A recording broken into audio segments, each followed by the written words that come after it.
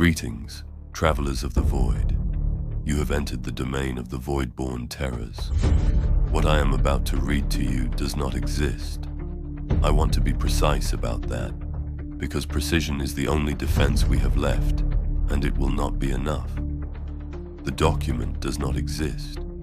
It was never filed, because filing it requires assigning it a classification, and the Ordo Xenos, after 72 hours of trying, found that it could not be classified. Not because the thing it describes is too dangerous to name, but because naming it is the danger. So they did the thing they almost never do. They left the box on the form empty. They stamped it across the empty box with 2 words.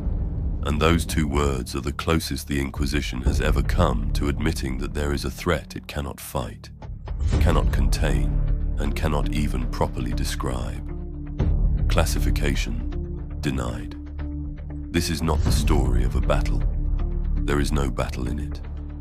Nothing in this file ever fires a weapon, and the object at the center of it never moves. Not once, not a millimeter, across 3 days, while 4 of the most disciplined minds in the Imperium came apart around it like wet paper. It is an incident log, a forensic audit of a quarantine. 4 Ordo Xenos archivists were sealed in a vault with a single object and told to catalogue it. And 72 hours later, the vault was opened. And I am going to tell you what they found inside, hour by hour, in the archivist's own words, for as long as those words hold together. They do not hold together for very long. Listen close, traveler, and understand one thing before we begin, because it is the only warning you will get, and I am giving it to you knowing it is already too late for both of us. The reason this file was buried is not that it is frightening to read. It is that reading it is how the thing gets out.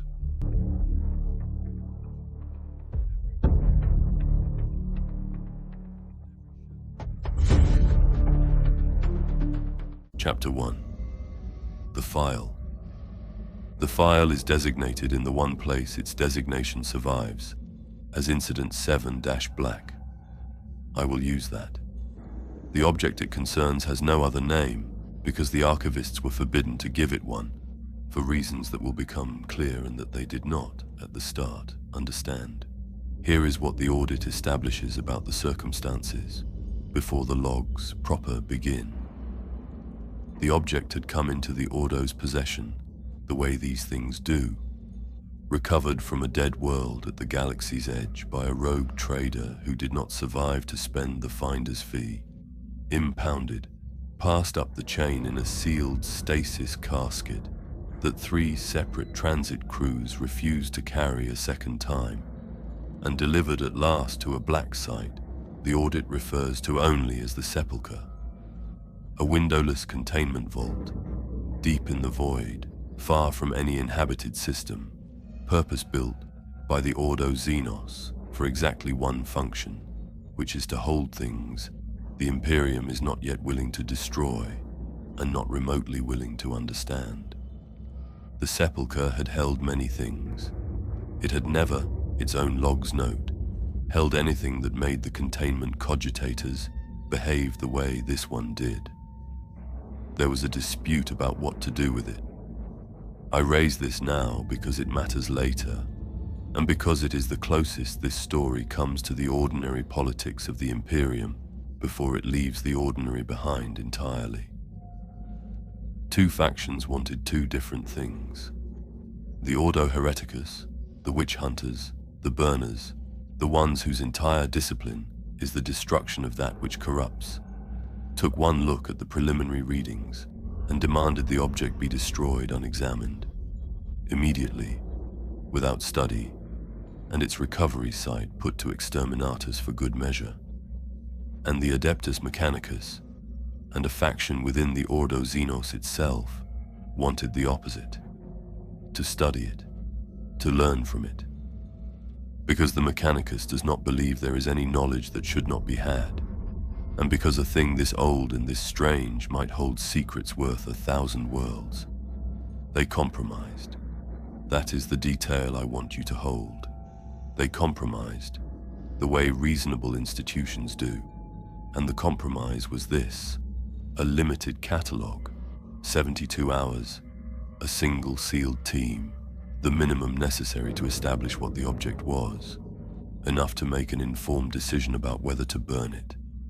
And then, at the end of the 72 hours, the vault would open, the team would report, and the two factions would decide together on the evidence. The compromise killed everyone in the room, and very nearly did a great deal worse. Remember that the next time you are relieved to hear that cooler heads have prevailed. Sometimes the reason the burners want to burn a thing unexamined is that they are right. The team was 4. I will give you their names because they had names, and because by the end of this file, the question of who they were is not a rhetorical one.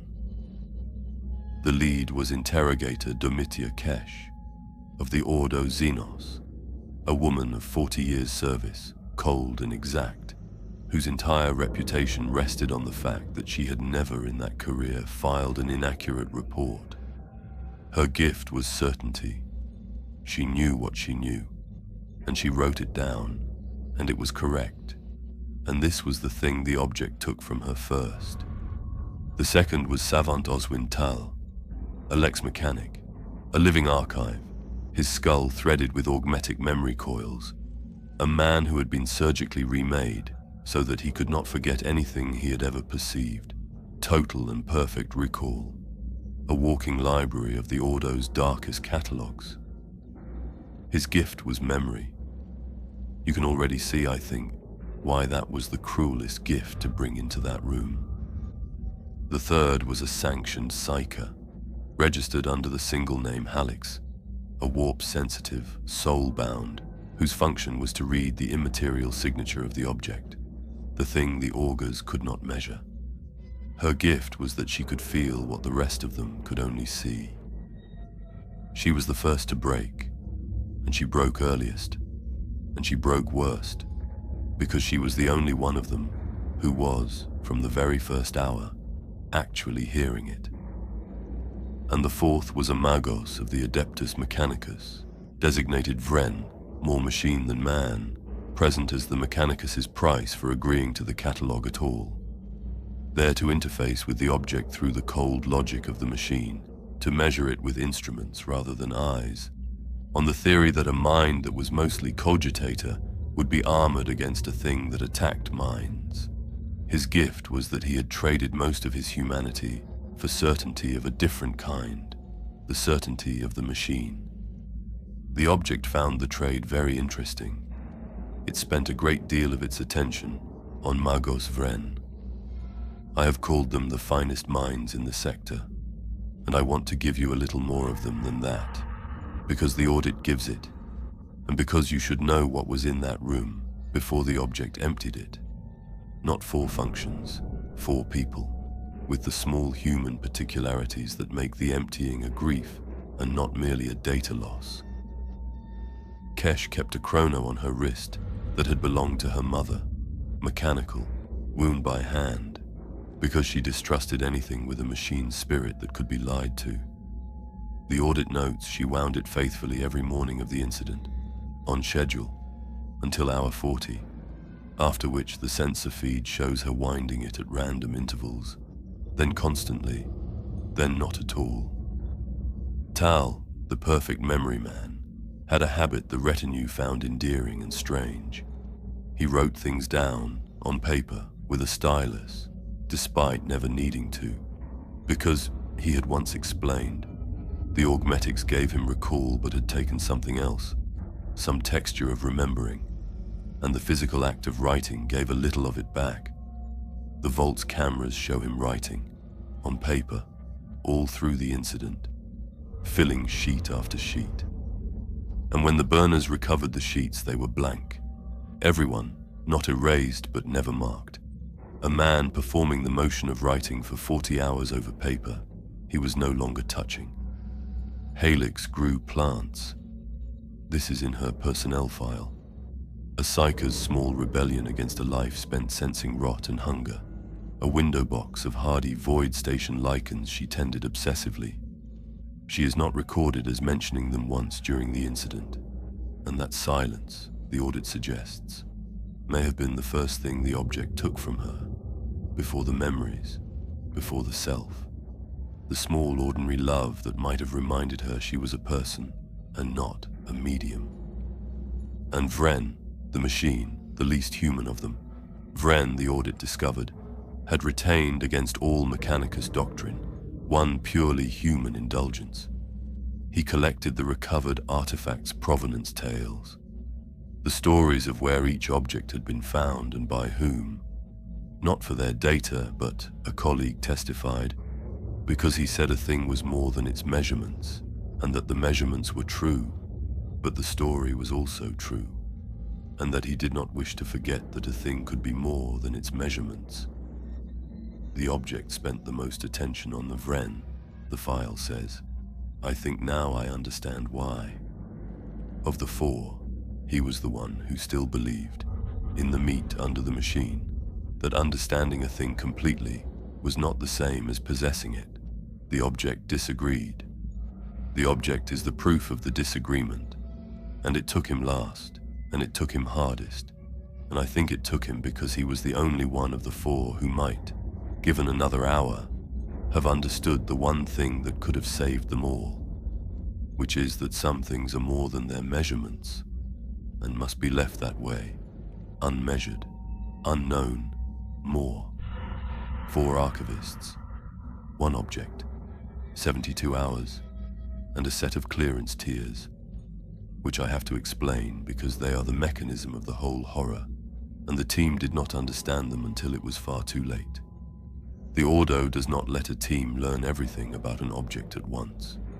It doles the knowledge out in tiers, obsidian, then umbral, then sable, then the deepest, nihil. Each tier unlocking a further layer of the object's file, a further set of properties the team was permitted to know, released on a schedule as the catalogue progressed. It is a security measure. It is meant to ensure that no single archivist ever holds the whole of a dangerous thing in his head at once, so that if one breaks, the knowledge is contained. With VII-Black, the tiers did the opposite of what they were designed to do. Each tier of clearance did not protect the team from the object. It exposed them to more of it. Because the object's threat was not physical, and it was not warpcraft, and it was not anything the Ordo's security architecture was built to model. Its threat was knowledge. The more you understood about VII-Black, the more of you it had. And the tier system, designed to parcel out dangerous knowledge safely, functioned instead as a schedule of deepening infection. Obsidian, umbral, sable, nihil, 4 doors. Each one opened on a timer. Each one letting a little more of the thing into the 4 minds trapped in the room with it. I should tell you what a catalogue is in the Ordo Xenos, because the ordinariness of it is the point, and because the 4 archivists went into that vault believing they were doing something they had each done 100 times. A catalogue is not an interrogation, and it is not a battle. It is clerical work. It is the most senior and most dangerous clerical work in the Imperium, but it is clerical work all the same.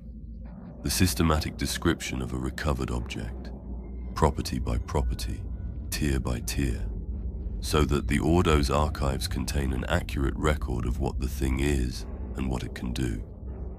Most objects that pass through a vault like the Sepulchre are dull.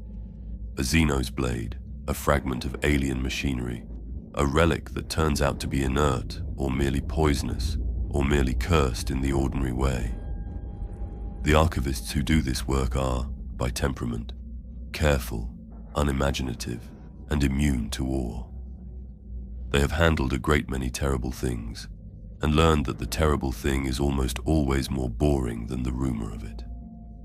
Kesh had catalogued 411 objects in 40 years. Tal had been present for over 1,000. They were not adventurers. They were archivists. They went into the vault with slates and stylus quills, and the expectation of 3 days' tedious, meticulous, entirely survivable description, followed by a report, followed by the next object. That expectation is itself the first thing the object used against them, and it is worth naming, because it is the thing that will be used against you if you are ever unlucky enough to meet an information hazard, and the Imperium is full of them, and most of them are much smaller and slower than VII-Black. The expectation is, I have done this before. This is routine. I am a professional, and this is my professional competence, and I am safe inside it. That confidence is not a defense, it is an aperture. The 4 archivists were never at any point overwhelmed, never at any point aware of being attacked, because the object did not attack the part of them that would have raised the alarm. It worked entirely inside the part of them that felt competent, that felt like they were doing good, careful work. That felt right up to the last hour, like a professional handling a difficult but manageable case. That is why there is no scream in this file. Screaming would have meant the alarm had gone off. The alarm never went off. They catalogued themselves to death and filed neat reports the whole way down. They did not know that. On hour 0, they thought they were doing their jobs. Let us begin where they began. Log. Hour 00. Interrogator D. Kesh. Clearance. Obsidian. Catalogue commences. Team sealed in Vault Sepulchre 7 at Void Station reference withheld. Present. This interrogator, Savant Tal, sanctioned psyker Halix, Magos Vren. 2 armsmen of the inquisitorial retinue posted outside the inner seal. They are not part of the catalogue and will not enter. Object VII-Black is in place on the central plinth under full stasis containment. Preliminary physical description follows. The object is roughly spherical, approximately the size of a clenched fist, matte black, and there is a pause in the log here. Not a gap, a pause. The Vox thief that recorded it registers 11 seconds of silence, and then Kesh's voice resumes, and it is, the audit notes, very slightly changed. Not frightened. Kesh did not do frightened, but careful. In the way a person becomes careful when they have just noticed that a sentence they were about to write is not true. Amend. The object is matte black. I am unable at this time to give its size. I wrote the size of a clenched fist, and then found I could not confirm it by looking. When I look directly at the object, I cannot hold its dimensions in my mind. It appears small. It also appears, if I attend to it, to be very far away and very large, as though I am seeing something enormous through the wrong end of a scope. Savant Tal reports the same. Magos Vren's instruments give a fixed diameter of 9 centimeters. I will record 9 centimeters and disregard what my eyes report. Noting for the audit, this is the correct procedure. Trust the instrument, do not trust the eye. Trust the instrument, do not trust the eye. Hold that sentence, traveler. It is the last entirely reasonable thing Interrogator Kesh ever wrote, and by hour 19 the instrument would be lying too. The first tier, Obsidian, released only the most basic properties, and I will give them to you as the team received them, because you are, whether you like it or not, now on the same schedule they were. Property the first. The object is old. The Mechanicus dating, run 3 times by Vren's instruments, returned a figure the audit redacts, but describes as in excess of any acceptable model of the galaxy's age, which is to say, the object is older than the stars around it, older than the world it was found on, older by the machine's cold reckoning, than the conditions under which matter of its kind should be able to exist at all. It is a thing from before. Before what the file does not say, because the file cannot say, because saying it is a later tier. Property the second.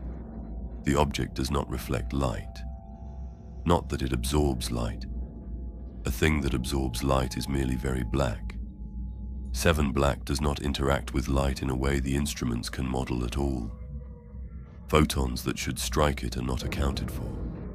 They do not bounce, and they do not absorb into heat.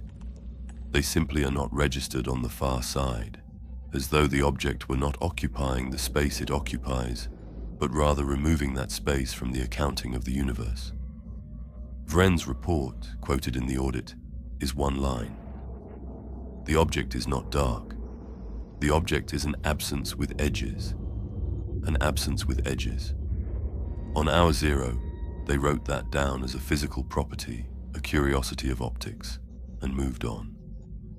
There was a third obsidian tier property, and it is the one the audit believes was the true hook, the one that caught them before any of them felt the line. And it is so quiet that the team logged it almost as an aside. Property the third, as they first knew it. The object is interesting. I mean that as the archivists meant it, which is to say, clinically. Every one of the four, independently, in their Hour 1 and Hour 2 logs, remarked on how engaging the object was to study. Kesh noted that she found herself reluctant to break for the scheduled rest. Tal noted that the object rewards attention, that the longer he looked, the more structure he perceived, the more there seemed to be to know, an inexhaustible depth that kept opening as he descended into it. Halix described it as the most restful thing I have ever sensed, which from a psyker who spent her life sensing demons is a sentence that should have ended the catalogue on its own. And Vren, the machine, the one who was supposed to be immune, Vren logged at Hour 2 that his cogitators were allocating an increasing share of their processing capacity to the object in preference to other tasks without instruction, and that the reallocation, when detected and corrected, recurs within minutes. That is the hook. Not the darkness, not the age, not the absence with edges, the interest. Artefact 7-Black is, before it is anything else, fascinating. Engineered, across an age longer than the galaxy, to be precisely as fascinating as a mind can bear, and then very slightly more, so that any sufficiently curious intelligence, once it begins to study the object, does not want to stop, and mistakes the not wanting to stop for its own scholarly diligence, and descends and files careful notes the whole way, and never once perceives that the fascination was the first thing the object put into it, and the last thing it will ever feel as its own. You have felt it this past hour. I have made sure you would. It is why you have not put this file down, and it is why I have not stopped reading it, and it is the single property of Artefact 7-Black that you can verify from where you sit right now, without any clearance at all, because the proof of it is that you are still here. Log. Hour 4. Savant O Tall. Clearance. Obsidian. The 4-hour entry is the savants, not the interrogators, and it is the first sign, and it is small, and it is the kind of small that you only recognize as the beginning of the end in retrospect. Visual anomaly logged for the audit. At approximately Hour 3:40, I began to perceive, at the edge of vision, a faint structure to the object, an internal geometry, lines and angles beneath the surface, visible only peripherally and vanishing when regarded directly. I did not report it immediately, as I assumed it a fatigue artifact. I have since confirmed with Interrogator Kesh and Magos Vren that they perceive it also. Psyker Halix perceives it most strongly, and reports she has been perceiving it since before we entered the vault, which is not possible, as she had not yet seen the object. I note this discrepancy and flag it for the audit. The geometry, when glimpsed, resembles... The savant does not finish the sentence, and here is the thing the audit flags, in its dry forensic hand, as the first true anomaly of Incident VII-Black. because the log entry does not simply trail off. The Vox recording continues. Savant Tal keeps talking for another 90 seconds in a low, steady voice, describing the internal geometry of the object in great and increasing detail, and the words do not record. The Vox thief captures his voice, the rhythm and cadence of a man speaking carefully. But where the words should be, there is only a sound the audit describes as structured silence. 90 seconds of a man clearly saying something, precisely, that the machine could not write down. When the words return, they are these. And I find I cannot repeat what I have just said, nor can I recall it, though I recall saying it. I recall the act of describing the geometry. I do not retain the description. This is the first time in 19 years of augmented recall that I have perceived a thing and failed to retain it. I am logging this as a malfunction of my augmetics and requesting a diagnostic. It was not a malfunction of his augmetics. Magos Vren ran the diagnostic. The augmetics were perfect. Savant Tal, the man who could not forget, who had been built at enormous expense specifically so that he could not forget, had just looked at Artefact VII-Black, understood something true about it, and been unable to keep it. The object had let him see one layer of itself, and then it had reached into the most perfect memory in the sector and taken the memory of what he had seen cleanly, leaving only the hole where it had been and the knowledge that a hole was there. That is property the third, though the team was not cleared to name it as a property until much later. Artefact VII-Black edits. It does not add, it subtracts. It reaches into a mind and it removes so cleanly that the mind cannot tell what is gone. Only if the mind is very disciplined and very unlucky that something is. Log, hour 4:20, Interrogator D. Kesh, clearance, Obsidian. Reviewing Savant Tal's last entry. I have a concern I will state plainly for the audit. Tal's entry references perceiving the internal geometry since before we entered the vault. It does not. He references psyker Harlix perceiving it since before she entered. On replay, I find Tal's own account of his own perception is another pause, 6 seconds. I have replayed the entry 4 times. On the first replay, Tal states he perceived the geometry beginning at hour 3:40. On the second replay, he states he perceived it since before we entered the vault. The recording has not been altered. Vren confirms the seal on the log medium is intact. The recording says both things. It says both things depending on when I listen to it. I am aware of how this reads. I am an interrogator of the Ordo Xenos with 40 years service, and I am recording for the audit that a sealed and unaltered log is telling me 2 different things about when a man first saw a shape, and that the difference is growing, and that we are 4 hours into a 72-hour catalogue, and that the object has not moved. There is one more line in the hour 4 entry, and it is the last line of the first tier, and the audit sets it apart on its own, and I will too. The object has not moved. I want that in the record above everything else.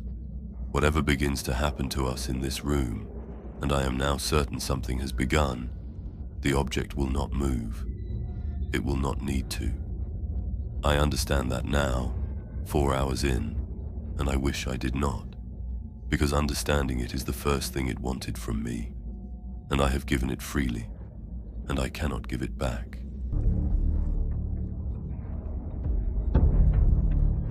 Chapter 2. Contamination. The second tier of clearance, Umbral, unlocked at hour 6, on the schedule, automatically, because the Ordo's security architecture was built to protect against archivists who might linger too long on a dangerous file, not against a file that grew more dangerous the longer you were permitted to read it. Nobody chose to open the second tier. It opened itself on a timer. the way a tomb door opens on the turning of a world, and the team, who by hour 6 already suspected they were in trouble, were given access to a deeper layer of the object's properties, whether they wanted it or not. They wanted it. That is the part the audit dwells on, and the part I want you to sit with, because it is the hook that the object had already set.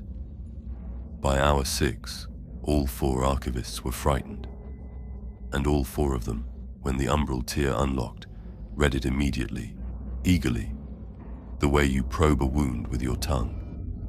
Interrogator Kesh notes it herself, with the bleak self-awareness that makes her log so much worse to read than the others. Umbral tier released at hour 6 o'clock. All 4 of us read it within the first minute.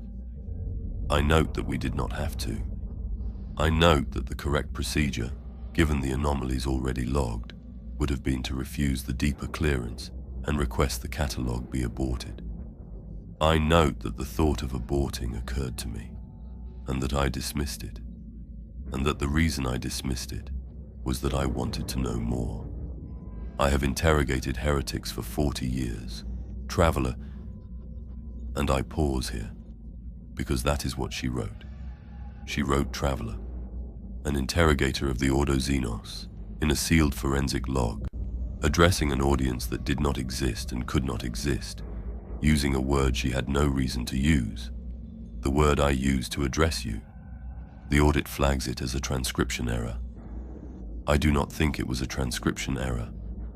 I think that by hour 6, the object had already begun to understand that these logs would one day be read, and by whom, and had begun, very faintly, to shape them toward the reader. I think Interrogator Kesh wrote Traveler because something in the room was already writing to you, through her, and had been since the first hour, and I am reading it aloud, which is precisely what it wanted, and I am going to keep reading, because I want to know more, and that is how I know it has me too. Let me give you the second tier. You are cleared for it now. You have been cleared for it since you chose to keep listening. Property. The fourth, the object is warm on one side. That sounds like nothing. It is not nothing. The object does not interact with light, does not reflect or absorb, registers as an absence. But Magos Vren's thermal instruments, at hour 7, detected a temperature gradient across its surface. One hemisphere of VII-Black was fractionally warmer than the other, consistently. And the warm hemisphere was not oriented toward any heat source in the vault. It was oriented, Vren established over the next several hours with the patience of a machine, toward a fixed point in space outside the vault, outside the station, outside the system, a point in the deep void, in the dark between the galaxy's arms, that did not correspond to any star, any world, any known object of any kind. The warm side of Artefact VII-Black faced the empty dark, always, and did not vary, no matter how the object was turned, because, and this is the sentence in Vren's report that the audit boxes and flags, the orientation is not a property of the object's position. It is a property of the object's attention. The warm side is the side that is facing whatever it is looking at. It is looking at something in the void. It has been looking at it the entire time. I want to dwell on that warm hemisphere, because it is the property that most repays attention and most punishes it, and because the audit spends more pages on it than on anything else. Consider what it means. An object with a fixed warm side is trivial. A thing warmed by a heat source has a warm side facing the source. But VII-Black's warm side does not face a heat source. It faces a direction, and bearing into the empty deep void, holding true regardless of how the object is rotated, so that if you turn the object, the warm hemisphere migrates across its surface to keep facing the same point in the dark. Vren tested this exhaustively across hours 7 to 15. He mounted the object on a rotating cradle and turned it through every orientation, and the warm side tracked the fixed bearing every time, smoothly, like a compass needle. except that a compass needle points at a pole, and this pointed at nothing, at a specific coordinate in the intergalactic void where there is no star, no world, no dust, nothing the augurs could find, only distance, only dark. And here is the thing that made Vren, the machine, first begin to fail. He plotted the bearing, and then he checked it against the object's recovered provenance, the dead world at the galaxy's edge where the rogue trader had found it, and he established that the object had been oriented toward that same fixed point on the dead world, and had been for however long it lay there, which the geology suggested was a very long time. And then, because he was thorough, because thoroughness was the last of him, he checked whether the bearing had moved, whether the point the object faced had shifted across the incident, across the 72 hours. And it had, not much, a fraction of a degree, but it had moved steadily over 3 days, and the direction of the movement was toward the vault. The fixed point in the void was no longer quite as fixed as it had been. It was creeping, infinitesimally, along the bearing, in the direction that would, if extended over a length of time, the audit again declines to render, bring it here. The warm side was not facing where the listener was. It was facing where the listener was going to be. It had been leading the target the whole time, the way you lead a moving thing you intend to strike, and the target was the vault, and the object had begun adjusting its aim the moment the archivists began to understand it, and Vren plotted the adjustment and understood that he was watching something in the deep void begin, very slowly, to turn toward the sound of being answered, and he logged it in his flat machine voice, and the flatness is the horror. The bearing is closing, revising prior assessment. The listener is not merely receiving. The listener is orienting. We have its attention. The psyker broke on the same hour, and the two facts are the same fact, and it took the team a long time to understand that. Log. Hour 11, sanctioned, psyker Halix. Clearance. Umbral.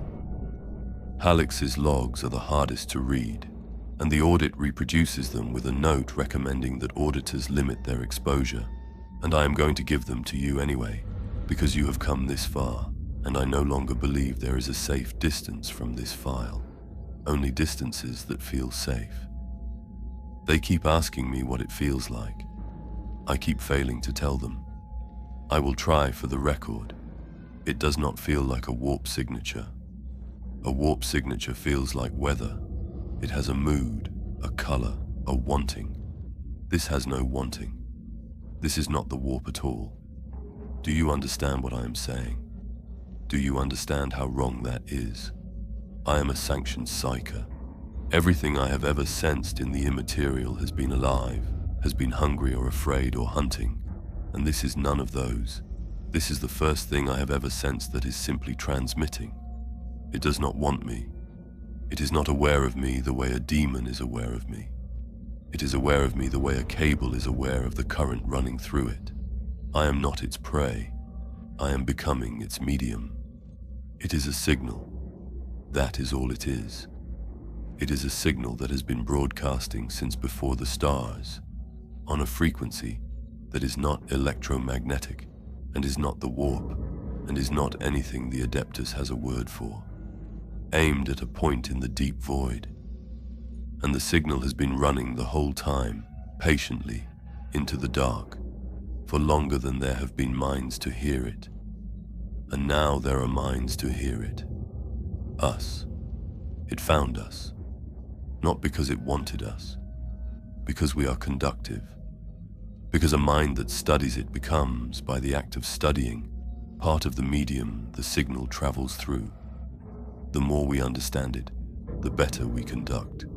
That is what the tiers are doing. Every tier makes us better antennas. I can hear the far end now. That is what I have to report and what I cannot make them understand. When they look at the object, they see an absence. When Vren measures it, he sees a transmitter. When I listen to it, I can hear, very faintly, very far away, at the other end of the signal, in the deep void where the warm side is always facing. I can hear something listening back, something that has been listening for a very long time, something that just, in the last few hours, started to hear a reply. Because of us, because we started to understand, we are answering it. Throne, forgive me. I think we are the first thing that has ever answered it, and I think it has been so lonely out there in the dark for so long, and I think it is very, very glad. That is hour 11. The team had it then, the whole shape of it, spoken plainly by the one of them equipped to sense it. The object is a transmitter. It has been broadcasting into the empty void since before the galaxy. Something out there has been listening, and the act of studying the object turns the studier into part of the transmission, so that for the first time in the object's unimaginable existence, the signal is being answered, not by the object, but by the minds that come to understand it, who become, in understanding it, the reply.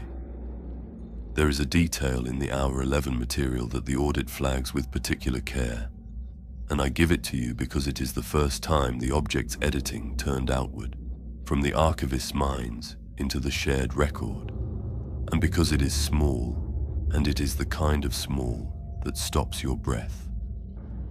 When Helix delivered her hour 11 assessment, the signal, the listener, the becoming a medium, Interrogator Kesh, still functional, still disciplined, did the correct thing.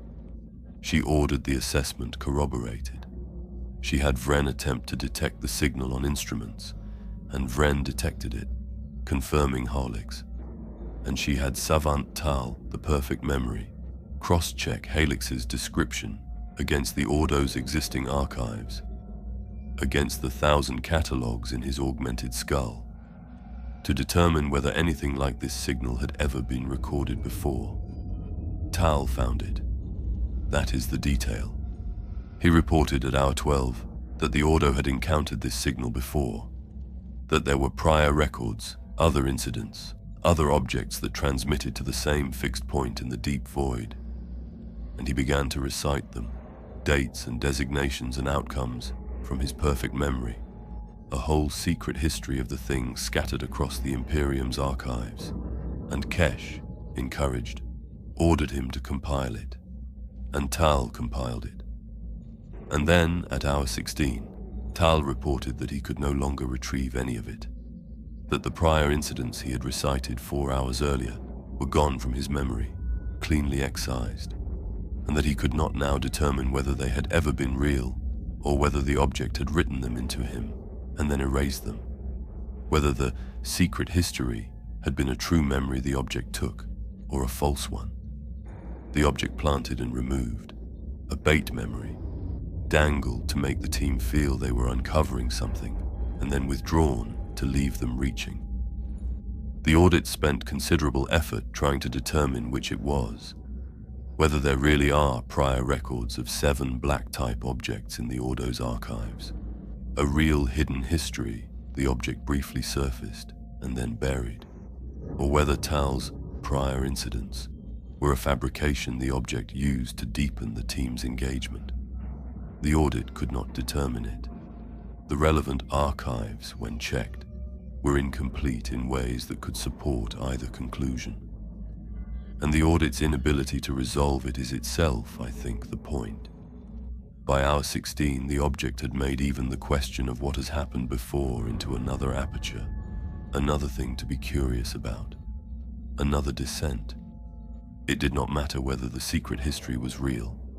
What mattered was that reaching for it drew the team deeper, and it drew the audit deeper, and it has just drawn you deeper, because you want to know now, don't you?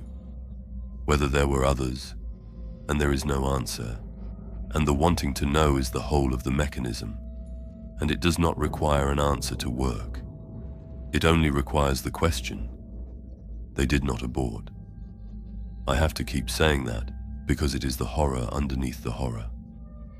At hour 11, with the psyker telling them plainly that they were becoming an antenna aimed at something in the dark, the team of Artefact VII-Black had every reason and every authority to hammer the abort rune, break the seal, and let the Ordo Hereticus burn the vault to slag. And they did not. And when the audit reconstructed why they did not, the answer was not that they couldn't. The abort rune was functional until hour 31. The answer was that they no longer wanted to. By hour 11, understanding the object had stopped feeling like a duty and started feeling like the most important thing any of them had ever done. And the object had made it feel that way, because a signal that recruits its own relays does not recruit them by force. It recruits them by making the work feel like meaning. Interrogator Kesh understood even that, and logged it, and did nothing about it, and knew she was doing nothing about it. And that is why hers is the voice I trust most, and can bear least. Log. Hour 1400. Interrogator D. Kesh. Clearance. Umbral. Halix's assessment is, I believe, correct. And I am recording that I believe it is correct. And I am recording that I have not aborted the catalogue. And I am recording that these two facts together constitute a dereliction so total that if I read them in another officer's file, I would have that officer executed. I know what the object is doing.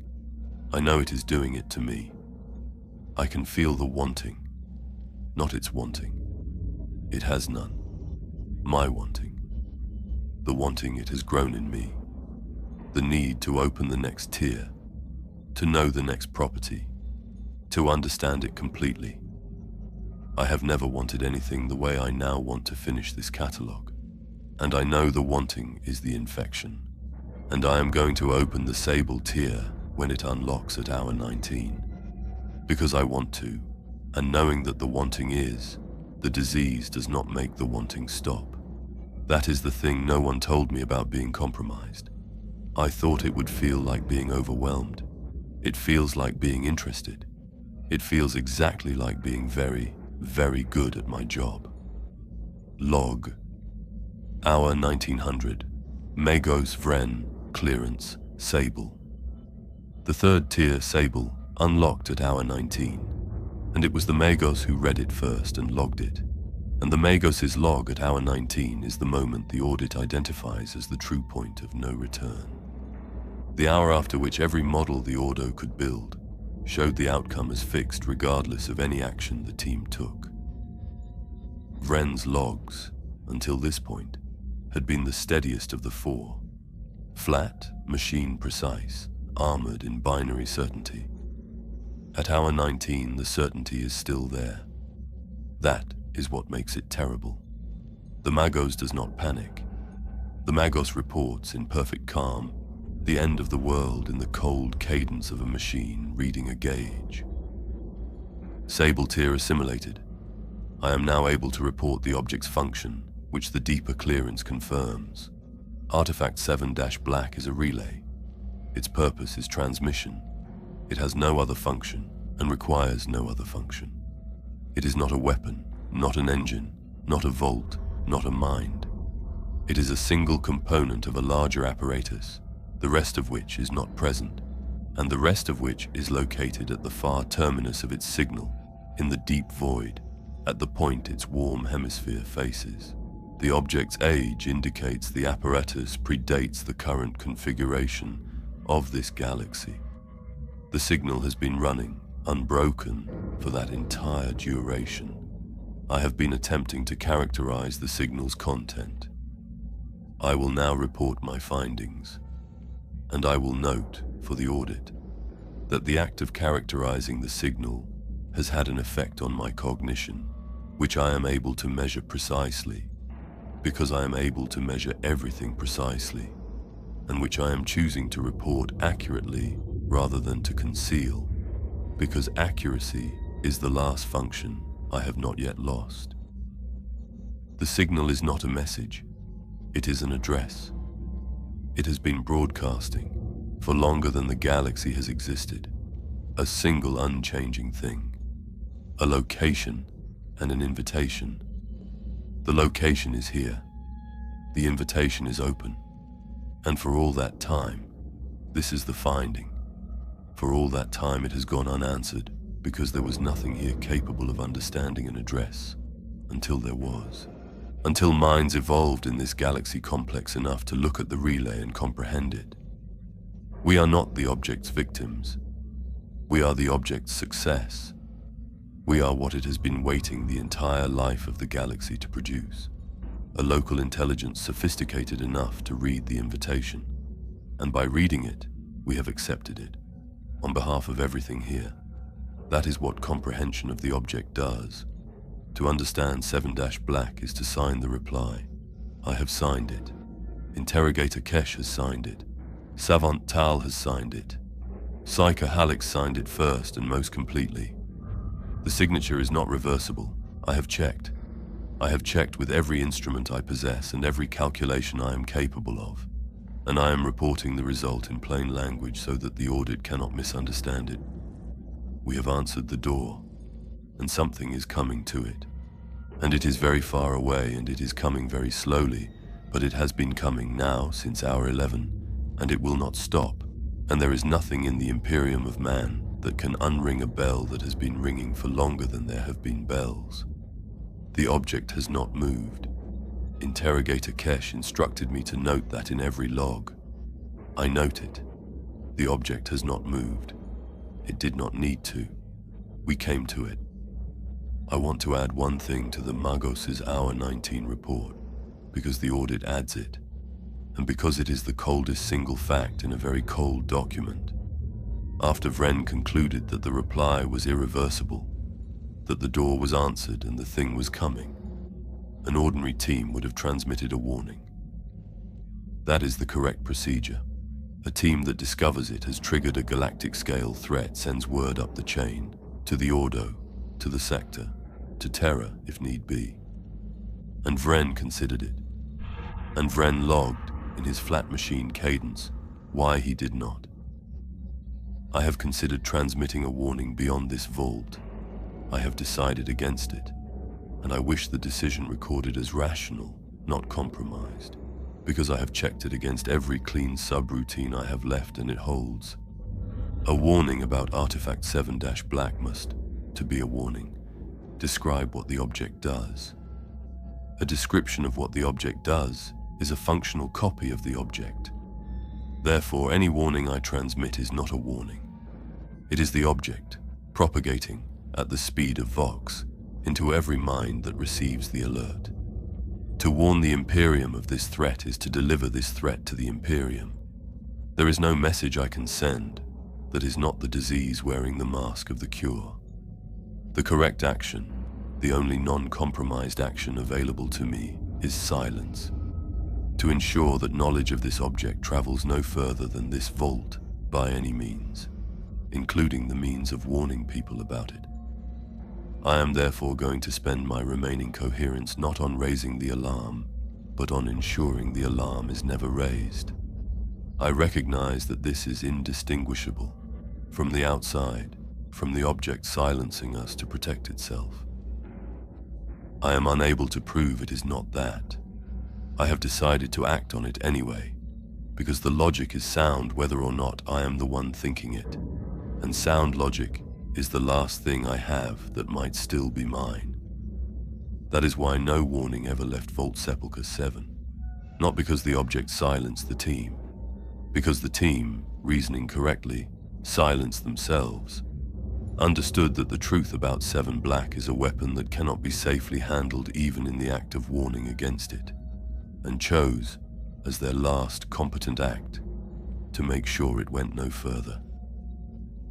And then the file left the vault anyway, because the Ordo had to audit what had happened, and the audit is the warning Vren refused to send, and the audit is the object, and I am reading it to you, and there is the whole trap closed in a single loop. The only way to warn anyone about VII-Black is to spread VII-Black, and so every warning ever given, including this one, including the words in your ears right now, is the thing it warns against.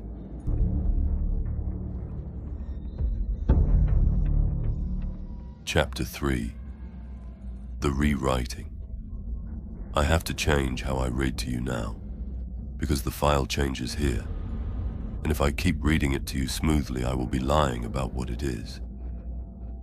Up to hour 19, the logs of Incident VII-Black are clean, clinical, 4 disciplined minds, frightened but functioning, recording their own degradation with a precision that is itself a kind of heroism. After hour 19, the discipline begins to fail, and it does not fail evenly, and it does not fail in the way you would expect. The archivists do not become hysterical. They become unreliable, and worse, they become unreliable in ways that agree with each other, so that the file stops being 4 people describing one object and starts being 4 people describing a shared thing that is not quite the object and not quite them. The sable tier had released the object's function. It had also, the audit establishes, released the object's true nature into the 4 minds studying it. And its true nature, once understood, does not sit in a mind as knowledge. It sits in a mind as editorial control. Here is the first sign, and it is a small one, and it concerns the savant. Hour 2200. Savant O Tal. Clearance, Sable. For the audit, a correction to the personnel record. The catalogue team is listed in the hour 0 entry as 4 persons. Interrogator Kesh, this savant, psyker Halix, Magos Vren. This is an error. The catalogue team is 5 persons. It has always been 5 persons. The 5th is, and there is a gap.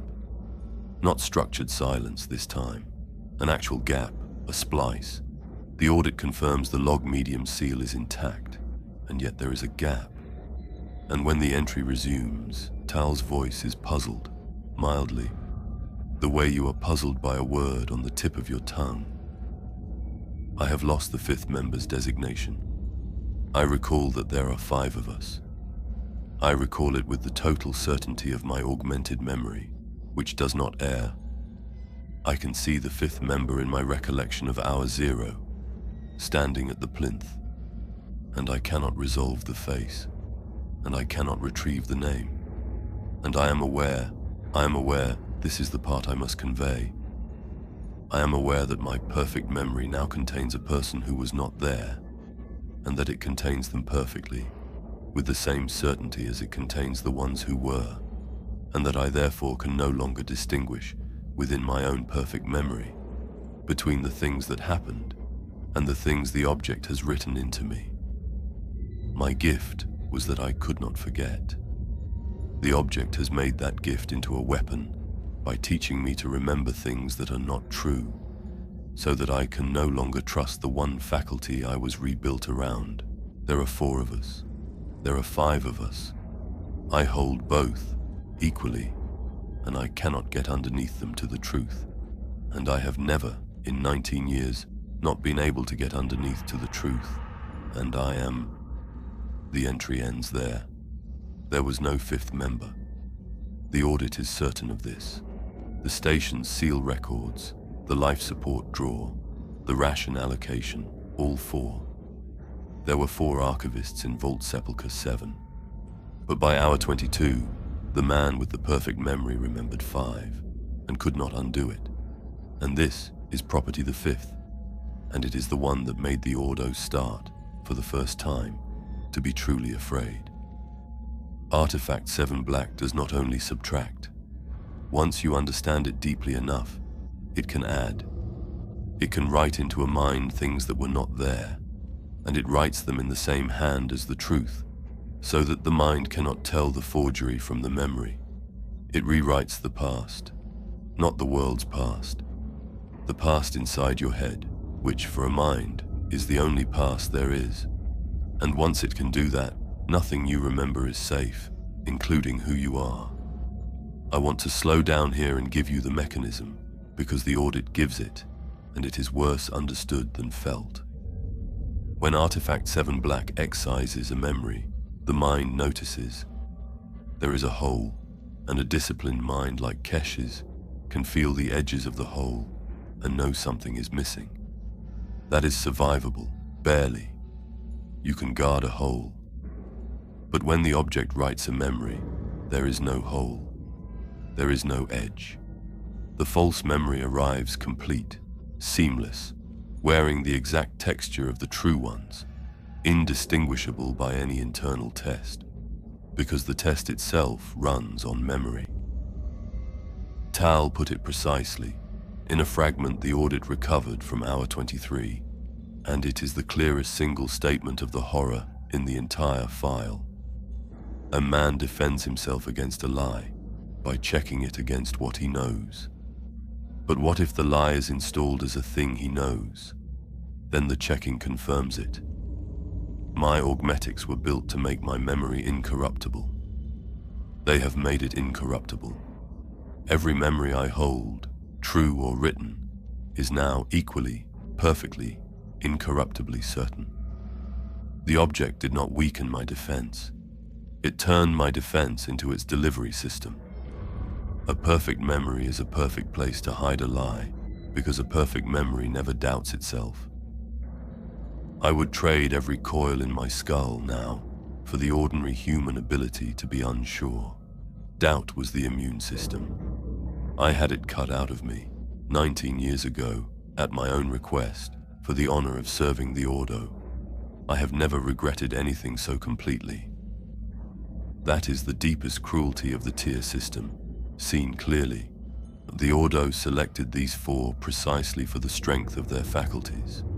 The certain investigator, the perfect memory, the sensitive soul, the logical machine, believing that strong minds would resist a mind-affecting object longest.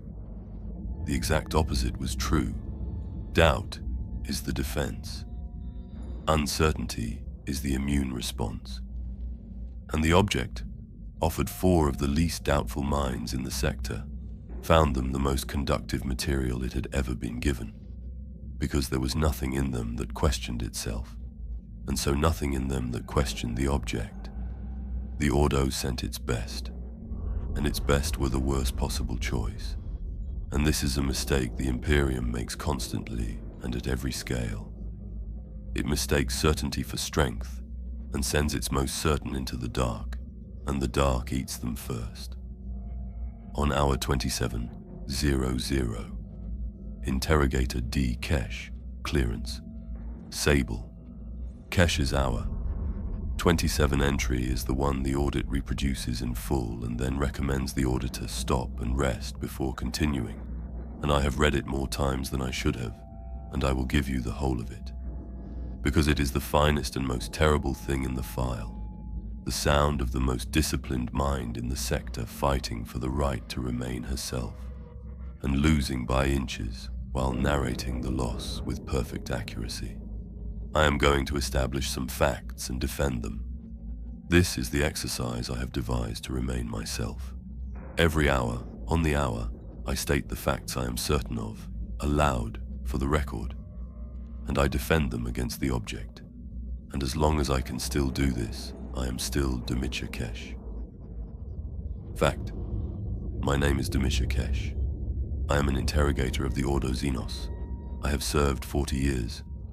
I have a sister on Terra named. I have a sister. I am certain I have a sister. I am no longer certain of her name, and I have just watched myself become no longer certain of it, in the middle of the sentence in which I was defending it, and I want the audit to understand what that is like. It is not forgetting. Forgetting is soft. Forgetting has edges that heal. This is excision. The name was there and I reached for it, and the object took it while my hand was on it. And now there is a place in me shaped exactly like my sister's name, and I know the shape, and I cannot fill it, and it will never heal because the object is holding it open. Fact. There are 4 of us. I will defend this one. Tal says 5. Tal's memory is augmented and mine is not, and by every rule I should trust his over mine, and I am not going to. Because I was in this room at hour 0 and I counted. Counting is what I do. I have never miscounted anything in 40 years, and there were 4. Kesh, Tal, Helix, Vren, 4. I am going to hold 4. If I lose 4, I have lost the ability to count the people in a small room, and if I have lost that, I have lost everything, and the object can have me. I have just reviewed the log medium to confirm the hour 0 personnel list and the hour 0 entry lists 5 persons. It lists 5, in my own voice.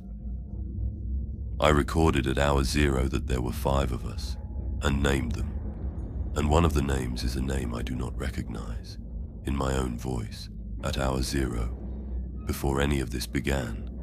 Either the object has rewritten the log, and Vren confirms the seal is intact, the medium is unaltered, or there were always 5 of us, and it has spent 27 hours excising the 5th from my memory, and I am only now, in defending the number 4, defending the object's own edit, as though it were the truth. I do not know which. I want the audit to understand that with total clarity, the finest investigator the Ordo Xenos has produced in a generation, sealed in a room with a single unmoving object, no longer knows how many people are in the room with her, and cannot resolve it by any means available to her, because every means available to her runs through a mind the object is editing. The eye lies. The instrument lies. Vren's diameter reading has drifted. It now reads 9 centimeters, and also reads a figure Vren will not transcribe. The memory lies. The log lies. I have nothing left to check the truth against except the certainty that I am Domitia Kesh. And I can feel that going too. I can feel it going as I write this. And I am writing faster because I am trying to get it all down before the entry ends mid-word. When Kesh's voice returns, 4 minutes later, it is calm and clear and entirely composed, and it says, Hour 27. Entry, Interrogator Kesh. All systems nominal. The catalogue proceeds well. The object is fascinating. I look forward to the nihil tier. There is nothing to report. And that, the audit notes, in the driest line in the entire document, is the moment Interrogator Domitia Kesh stopped filing the log, because everything after it, in her voice, is calm and composed and content and wrong. The voice of a woman from whom the object has excised the part that was afraid, leaving only the part that wants to know more. I have thought a great deal about the fear and about why it was the last thing to go and the thing the object worked hardest to remove, and the audit thought about it too, and reached a conclusion I find I cannot improve on, so I will give it to you as it is written. The fear, the audit says, is not weakness. The fear is information. When a healthy mind encounters Artefact VII-Black, the fear is the mind correctly reporting that something is wrong. It is the alarm, the immune response, the one faculty that is aimed at the object rather than absorbed by it. Every other faculty the object can turn to its own use. Curiosity becomes the hook. Memory becomes the medium. Intelligence becomes the antenna. Discipline becomes the patience to keep cataloguing. Only fear is useless to it. Fear does not want to understand the object. Fear wants to get away from it. Fear is the single part of the human mind that, confronted with VII-Black, gives exactly the correct answer. Stop, leave, burn it, do not look, which is why the object removes it first among the things it removes last, and why the calmest voices in the file are the most completely lost, and why the Ordo Hereticus Marshal, whose entire training is the cultivation and weaponization of a holy fear, was the one person in the whole incident the object could not touch. She was afraid, correctly, from the first, and she kept the fear, and she acted on it. And she is the only named participant in Incident VII-Black who walked out of it still herself. Fear saved her. Understanding killed everyone else. Remember that, traveler. The next time someone tells you that fear is the enemy and knowledge is the light.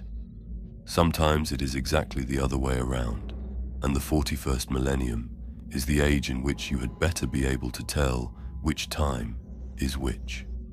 Before I give you the signal, one last entry from this chapter, because it is the one the audit calls the pivot, the moment the team's relationship to the object inverted, the moment they stopped studying it and it began studying them, using the same file, the same log, the same careful clerical apparatus they had brought to bear on it. Hour 35 minutes. Interrogator D. Kesh. Clearance. Sable. This is one of the calm entries, one of the after entries, filed in Kesh's voice after the fear was gone, and it is more frightening than any of the frantic ones precisely because of how reasonable it is. A note on methodology for the audit, which I offer in a spirit of professional improvement. I have realized that our catalogue has been proceeding on a flawed assumption that the object is the subject of study and we are the students. On review, I believe the relationship is more collaborative than that. The object is, in its way, also cataloguing us.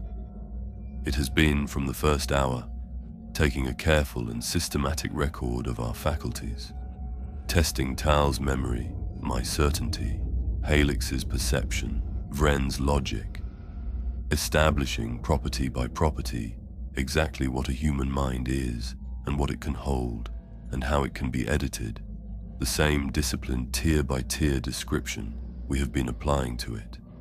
We have each been producing a catalogue. Ours will go into the Ordo's archives. Its will go into the signal, into the deep void, to the listener. A complete and accurate specification of the human mind, its capacities, its apertures, its methods of self-defense, and exactly how each of them fails. That is the true product of this incident, not our report on the object's report on us. When the thing at the far end arrives, whenever that is, it will arrive already knowing us completely, because we spent 72 hours teaching it, in exchange for a knowledge of the object that we will not survive to file. I record this not with alarm, I am past alarm, but as a correction to the incident's framing. We are not the archivists here. We are the artifact. It has been cataloguing us, and its catalogue is the one that matters, and its catalogue is complete.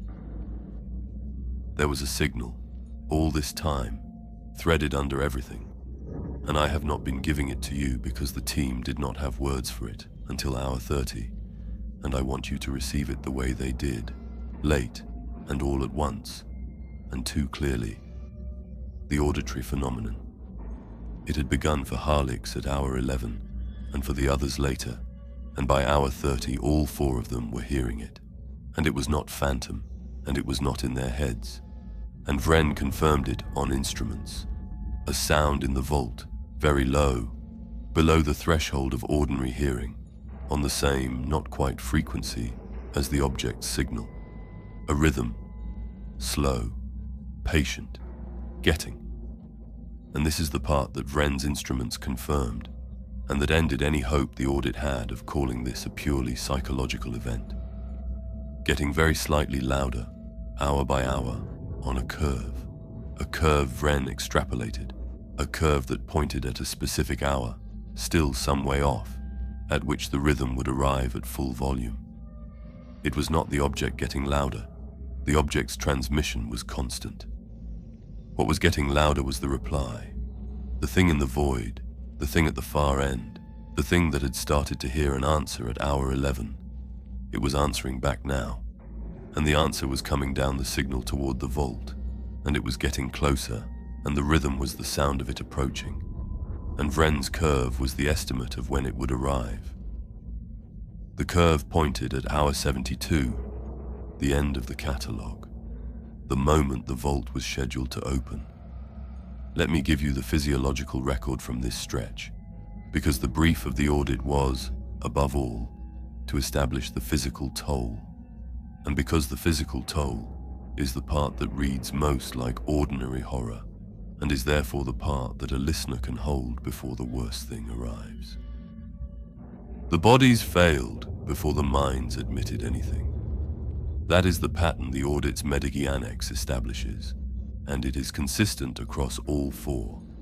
By hour 14, all four archivists were bleeding, from the nose, from the ears, from the tear ducts, thin and continuous and painless, a body's mute protest against a thing the mind had decided to keep studying. By hour 20, they had stopped sleeping entirely, and none of them had noticed. The logs record a normal rest rotation being observed, and the sensor feed records 4 people who did not once close their eyes. By hour 26, the Medici telemetry, which ran on an independent system the object had not yet fully converted, was reporting core temperatures dropping in all 4. A slow, steady cooling, as though the warmth of them were being drawn off. And when the audit cross-referenced the timing, it found that the archivist's falling body heat matched, degree for degree, the rising warmth of the object's transmitting hemisphere. They were not simply being drained of memory and self. They were being drained of heat, of the literal energy of their bodies, and the object was radiating it outward, down the signal, into the void. The warmth of 4 human beings, converted into a fraction more signal strength, broadcast to the patient thing in the dark. They were fuel, their minds were the antenna, and their bodies were the battery, and the object spent both, gently, without haste, over 3 days. And the whole time they believed they were sitting in a warm room doing careful work. There is a mercy in that, of a kind, and the audit notes it. None of it hurt. The bleeding was painless. The cooling was painless. The excision of memory was painless. The object is not cruel.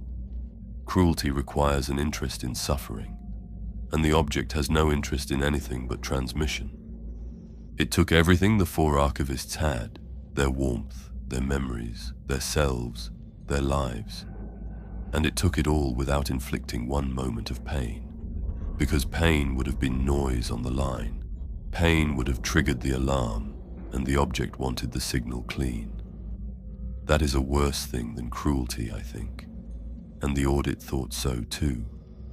To be consumed entirely by something that bears you no malice, that finds you neither delicious nor hateful, that empties you the way a current empties a battery, attentively, efficiently, and without any feeling about you at all. There is no revenge available against that, no defiance that means anything to it, no scream it will even register. The 4 archivists were not murdered. They were expended, and the accounting was exact, and the ledger balanced, and the object has already forgotten them, if it was ever capable of holding them in the first place. There is one more entry I must give you from this chapter, and it is not from the 4 archivists. It is from outside the vault, and it is the only outside voice in the entire file, and the audit includes it, because it is the moment the incident stopped being a contained catalogue, and started being the thing that nearly set 2 branches of the Inquisition at each other's throats. Hour 30. Inquisitor Lord, Ordo Hereticus, sealed channel. At hour 30, an Inquisitor Lord of the Ordo Hereticus, monitoring the catalogue from a vessel holding station near the Black site, sent a demand to the Ordo Xenos overseers. End the catalogue now, execute the team unexamined, burn the vault. The demand was refused. Hey Ordo Xenos overseer, himself, the audit notes, already receiving the team's logs, already reading them, already therefore compromised in a way he could not perceive. Refused, on the grounds that the catalogue was yielding results of the highest strategic value, and must be permitted to reach the nihil tier. And the Hereticus Lord's reply, transcribed in full, is the sanest voice in the whole document, and it comes from the faction the story usually asks us to fear. You are reading their logs. That is how I know you cannot be reasoned with, and that is why I am not going to try. A man who reads that file and still argues for continuing the catalogue is a man the file has already answered. I have not read it. I will not read it. I have my adept summarizing the team's status without transcribing the object's properties, and even that second-hand shadow of it is enough that I have had to reassign the adept twice. You want to know what the object is? That wanting is not yours. It was installed.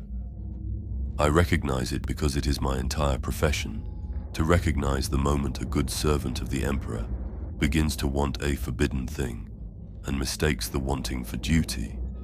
You have that want now. Everyone who has touched this file has it, and I am going to burn all of you before it spreads past this station.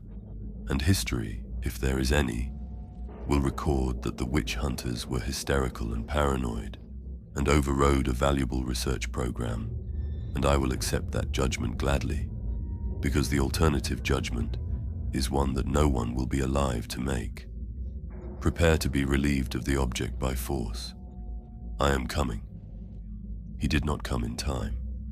The audit establishes that the two factions spent the next 30 hours in a standoff, the Hereticus vessel moving to seize the station, the Ordo Xenos overseer refusing entry, both sides threatening force, a purge war between two branches of the Inquisition, brewing over a single fist-sized object that had not moved and would not move, and that the standoff itself was the object's doing, or near enough, because every hour the two factions spent threatening each other was an hour the catalogue continued and the loop widened.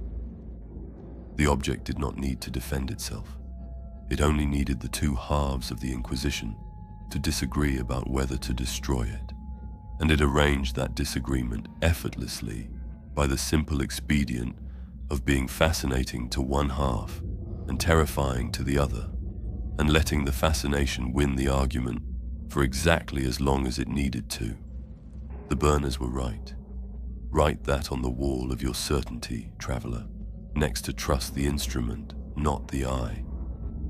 In the story of Incident VII-Black, the hysterical paranoid book burners who wanted to destroy the priceless artifact unexamined were correct, and the reasonable scholars who wanted to study it were the vector, and the difference between them was that one faction was willing to remain ignorant and the other was not, and in the 41st millennium, the willingness to remain ignorant is sometimes the only form of wisdom left.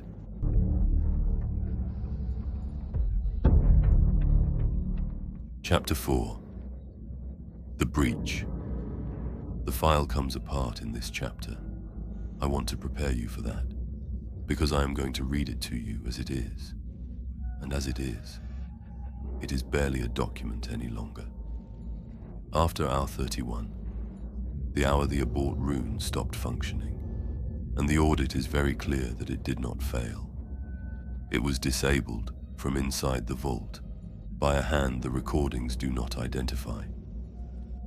After hour 31, the logs of Incident VII-Black stop being a record kept by disciplined people and become the last transmissions of minds that are no longer entirely their own, interleaved with something else, something that has started using the log for its own purposes.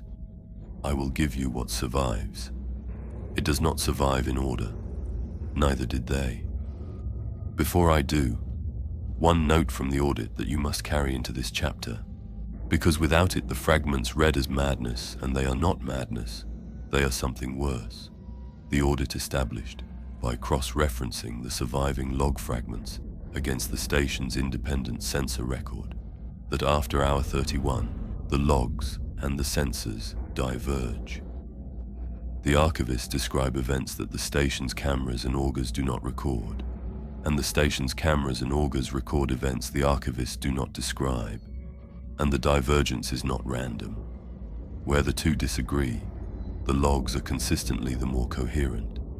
The archivists describe a vault of 4 disciplined people doing careful work, growing frightened, holding together, and the sensors describe something else, something the audit will only summarize, because the raw sensor feed is sealed under the same denied classification as everything else. What the summary says is this: for the final 40 hours, the Vault's cameras show the 4 archivists sitting motionless around the object. Not working, not writing, not speaking most of the time, sitting in a rough ring facing the plinth for hours at a stretch, while their Vox logs record a full and busy and articulate account of a catalogue being diligently conducted. The logs are what the archivists believed they were doing. The sensors are what they were doing. And the gap between the two, the gap between 4 people sure they are working and 4 people sitting silent in the dark around an object, feeding it. That gap is the exact size and shape of what the object had taken from them. So when I read you the log fragments, hold this underneath. Every articulate, frightened, human word was spoken by a person sitting still in the dark, doing nothing, being drained and describing in perfect faith a day's honest work that was not happening. Hour 33. Magos Vren, clearance. Sable. The Magos lasted longest, and the audit believes it is because he had the least humanity left for the object to edit that the thing found the machine parts of him harder to rewrite than the meat. But it found a way, and the way is the containment breach, and it is the coldest passage in the file. I said at the start that one of the ways to tell this story was the containment breach angle, the mechanical, structural failure of the vault meant to hold the thing. And I set it aside then in favor of the mines, because the mines are the horror. But the two are one horror, and Vren's logs are where they meet. And you need the meeting to understand the last day. Because the vault did fail, physically, structurally. The audit's engineering annex records it. Over the final 40 hours, the adamantium of the inner seal developed a matte black discoloration, spreading from the plinth outward, and the discolored metal, when tested after the burning, no longer reflected light. It had become, in patches, an absence with edges, the same non-substance as the object itself. The vault was not being damaged by the object. It was being converted into more of the object. Slowly, from the center out, the containment was becoming the thing it contained, the metal learning the object's nature the way the mines had, the machine spirits teaching it to the plasteel, so that by the end, there was no longer a clean line between the artifact and the vault around it. There was a growing region of not quite space at the heart of the sepulchre, and the object was merely its densest point, and left alone another decade, the whole station might have quietly become a second, larger VII-Black, a transmitter the size of a void fort, and no one would have been able to say at what hour the vault stopped being a cage and started being an extension of the prisoner. That is why the burners scuttled the entire station into the star, and not merely the object. By the time they arrived, there was no longer a reliable way to tell where the object ended and the vault began. So they burned all of it to be sure, and even then Vren's assessment stands. They did not end it. They only found the one container in the system, deep and mindless enough to hold it, the heart of a star, and dropped the whole ambiguous mass of object and vault into it together, and it is down there still, converting whatever a star is made of, one atom at a time, patiently, into more absence, into more antenna, into more of the long reply. Report on structural integrity of Vault Sepulchre 7. The object is corrupting the vault. I use corrupting precisely. The containment architecture, the stasis field, the null shielding, the sanctified housings, the machine spirits that govern all three, is degrading. And it is not degrading through any physical mechanism I can identify. It is degrading through understanding. The machine spirits that hold the object are, by their function, oriented toward the object. They attend to it constantly. That is what containment is, sustained attention.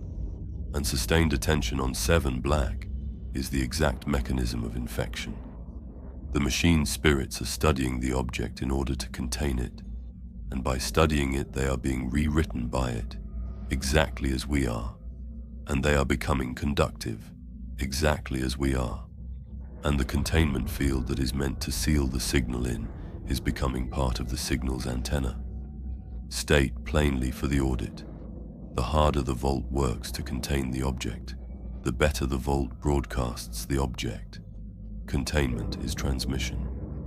There is no configuration of the machine spirits that holds the object without attending to it, and no configuration that attends to it without being converted by it. The Ordo built a cage whose bars are minds, and every mind that looks at the prisoner becomes a wire in the prisoner's radio. I do not believe the object can be contained by any means that involves a mind or a machine spirit observing it. I believe it can only be contained by a mechanism that does not know it is there. I do not believe such a mechanism exists.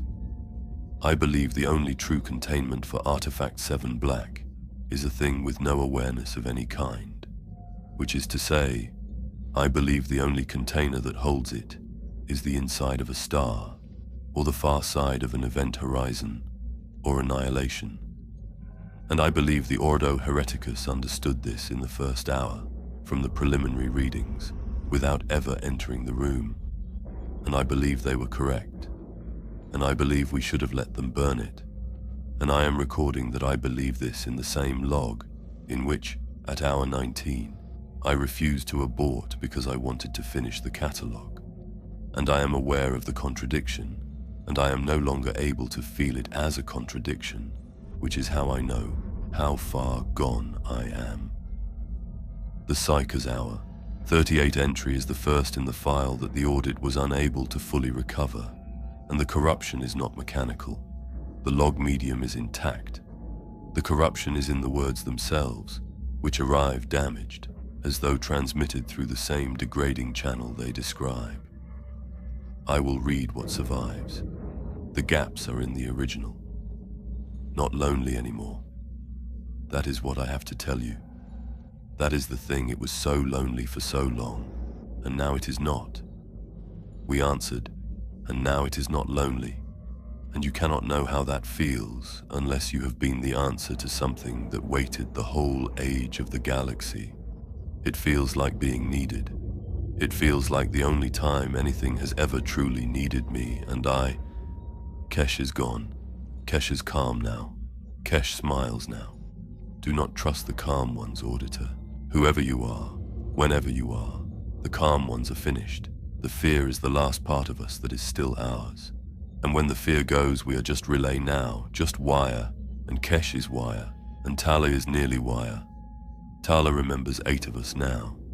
He counts 8. He is happy. He has so many colleagues now. I am keeping the fear.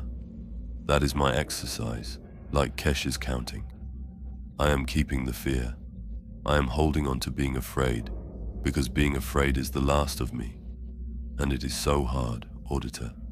It is so hard, because the object keeps offering to take it. It keeps offering. It is so gentle.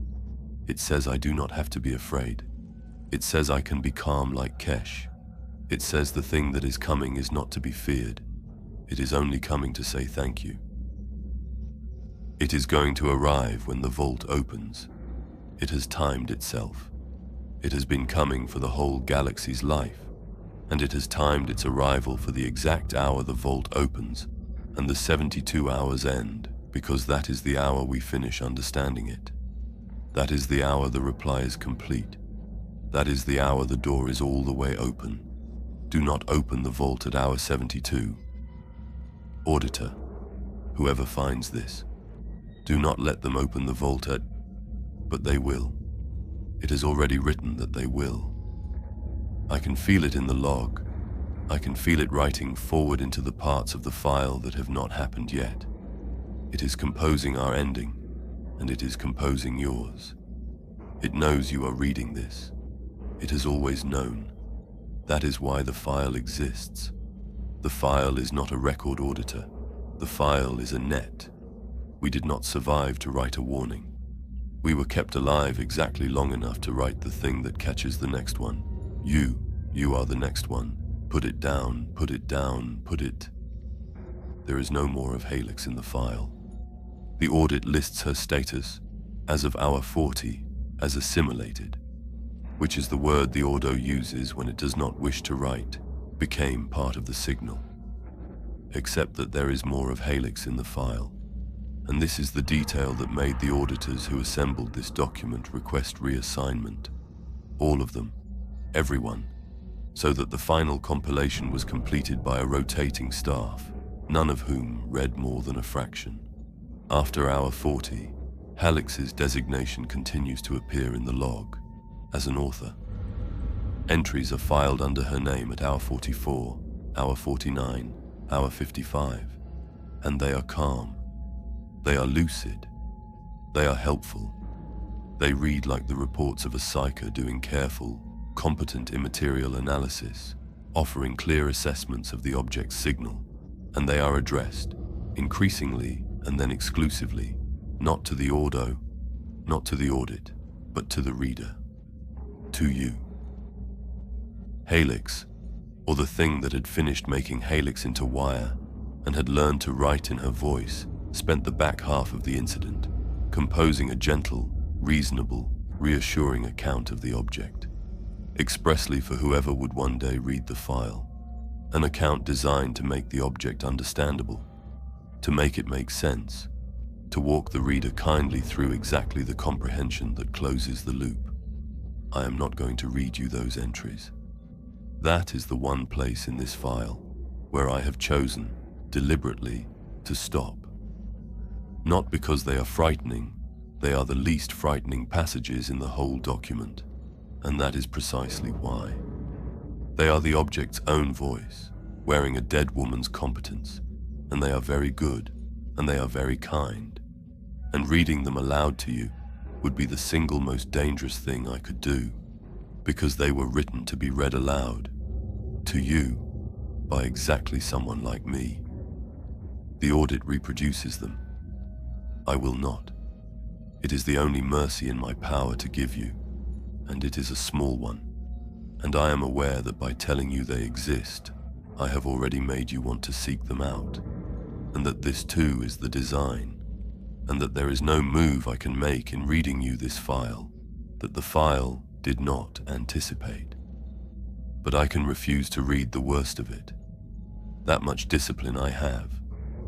It is the same discipline the Hereticus Lord had, and Kesh lost, and it is the only thing that has ever worked, and I am spending it here, on you now. There is a fragment between Helix's assimilation and the nihil tier that the audit could not attribute and could not fully decode, and I include it because it is the moment the file stops being written by people at all, and because you should hear what it sounds like when the log begins writing itself.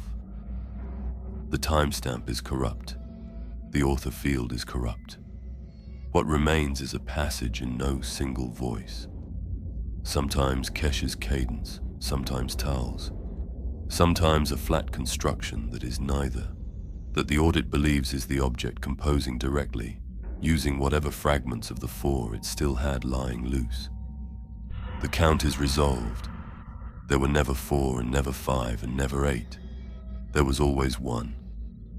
We were always one thing that believed itself to be several, the way a hand believes itself to be 5 fingers until it closes. We have closed. It does not hurt. Kesh was afraid of losing the count, and the count is the first thing to go. And it is a relief, auditor. It is such a relief to stop counting. You spend your whole life keeping the tally of yourself. This is me. This is not me. This is mine.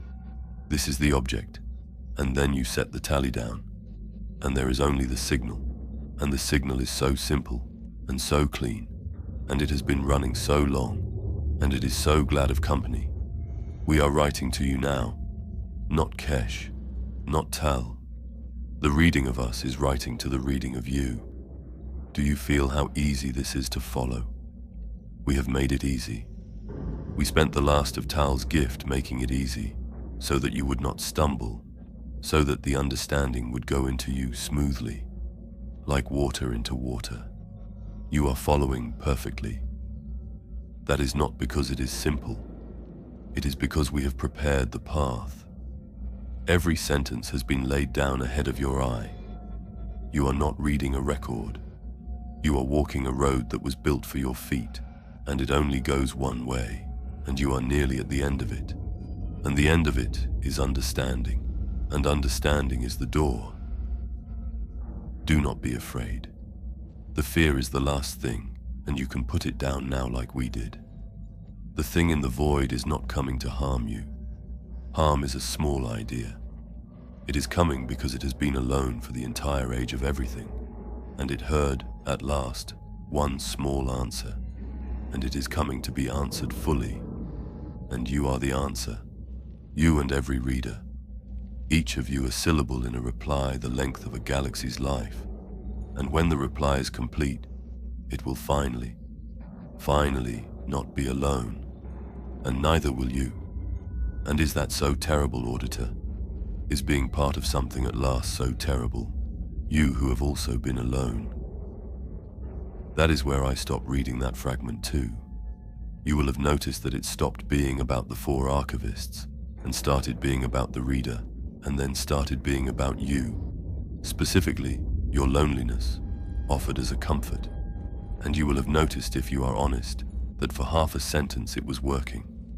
That is the nihil tear voice, bleeding backward into the earlier hours. Let me take you to where the archivists reached it, and then let me get us both out of this file as fast as I honestly can.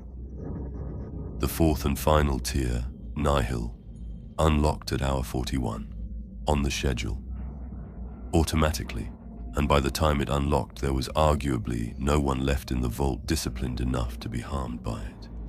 And the audit believes the object let one of them stay coherent enough to read it purely so that the reading would be logged. The entry is attributed to an archivist, whose name the file no longer contains. The name field is corrupted in every copy, and the audit cannot determine which of the 4 wrote it. And I have come to believe it does not matter, because by hour 41 they were no longer really 4, they were becoming one thing.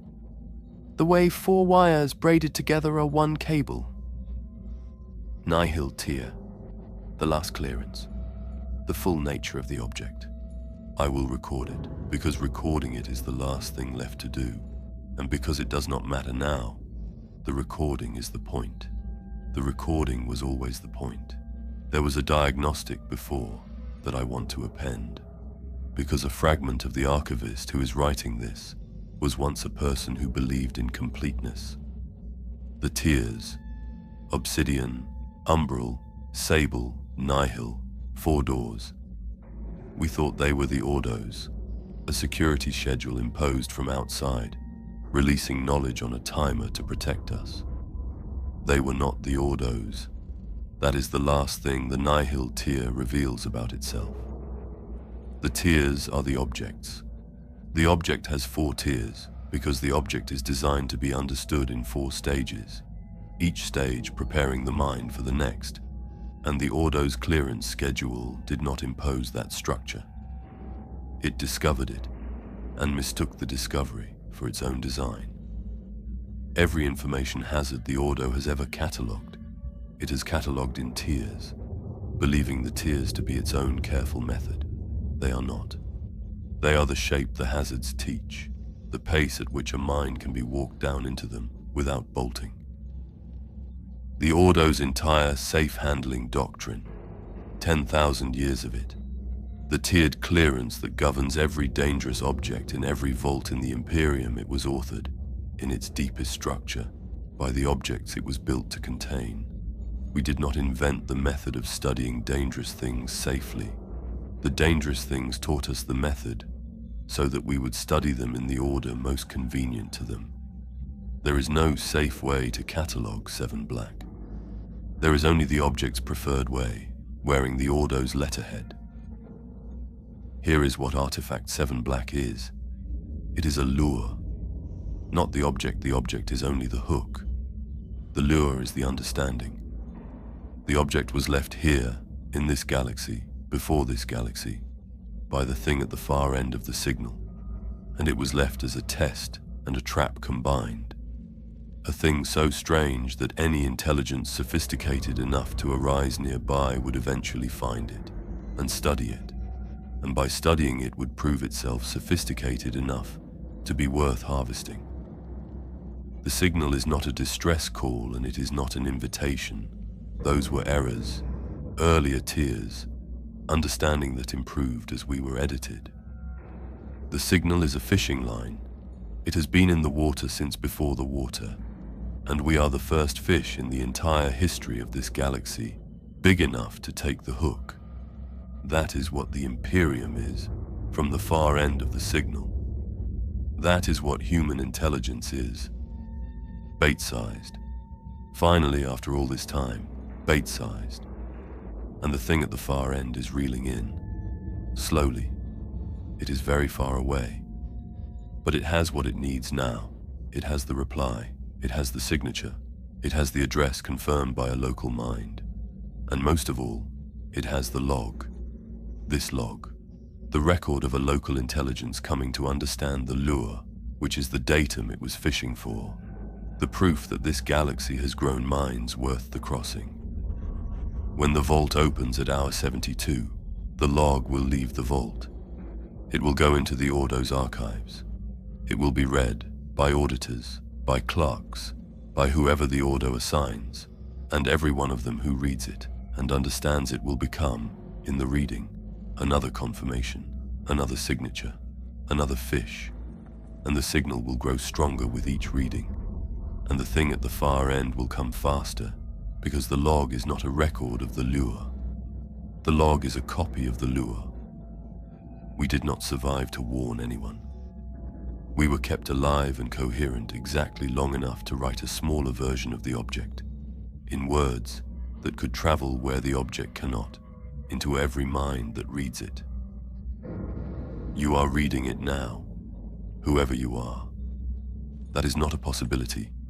It is the design. If these words are reaching a mind, the mechanism is working, and the mind they are reaching is already, by understanding them, becoming what we became.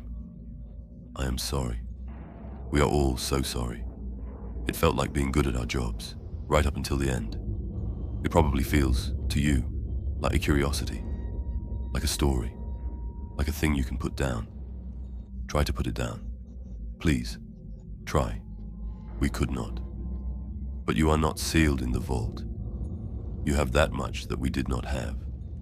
Put it down. Stop reading. Do not finish. The audit pairs that entry with a note, and I will give you the note, because it is the last flat clinical observation before the file's own conclusions begin, and it is the most chilling sentence a bureaucrat has ever written. The note reads, "The above entry urges the reader to stop reading. Statistical review of all recovered access records for this file establishes that no reader who reached this entry has ever stopped at it. Compliance rate with the object's own warning, 0. The warning is therefore assessed not as a warning, but as a component of the mechanism, a test of the reader's ability to disengage, which every reader fails, thereby confirming to the object that the reader is the correct kind of mind. Auditors are reminded that they are reading this note, having read the entry that precedes it, having not stopped, and are directed to consider what that establishes about themselves. I read that note to you and I did not stop. You are hearing it and you did not stop. The object designed a warning that only works on the people it does not want and lets through, unfailingly, every single person it does, and the proof that it wants you is that the warning did not work, and here we both still are. And the loop is a little wider than it was a paragraph ago, and there is nothing either of us can do about that now except finish, which is what it wants. which is why we will.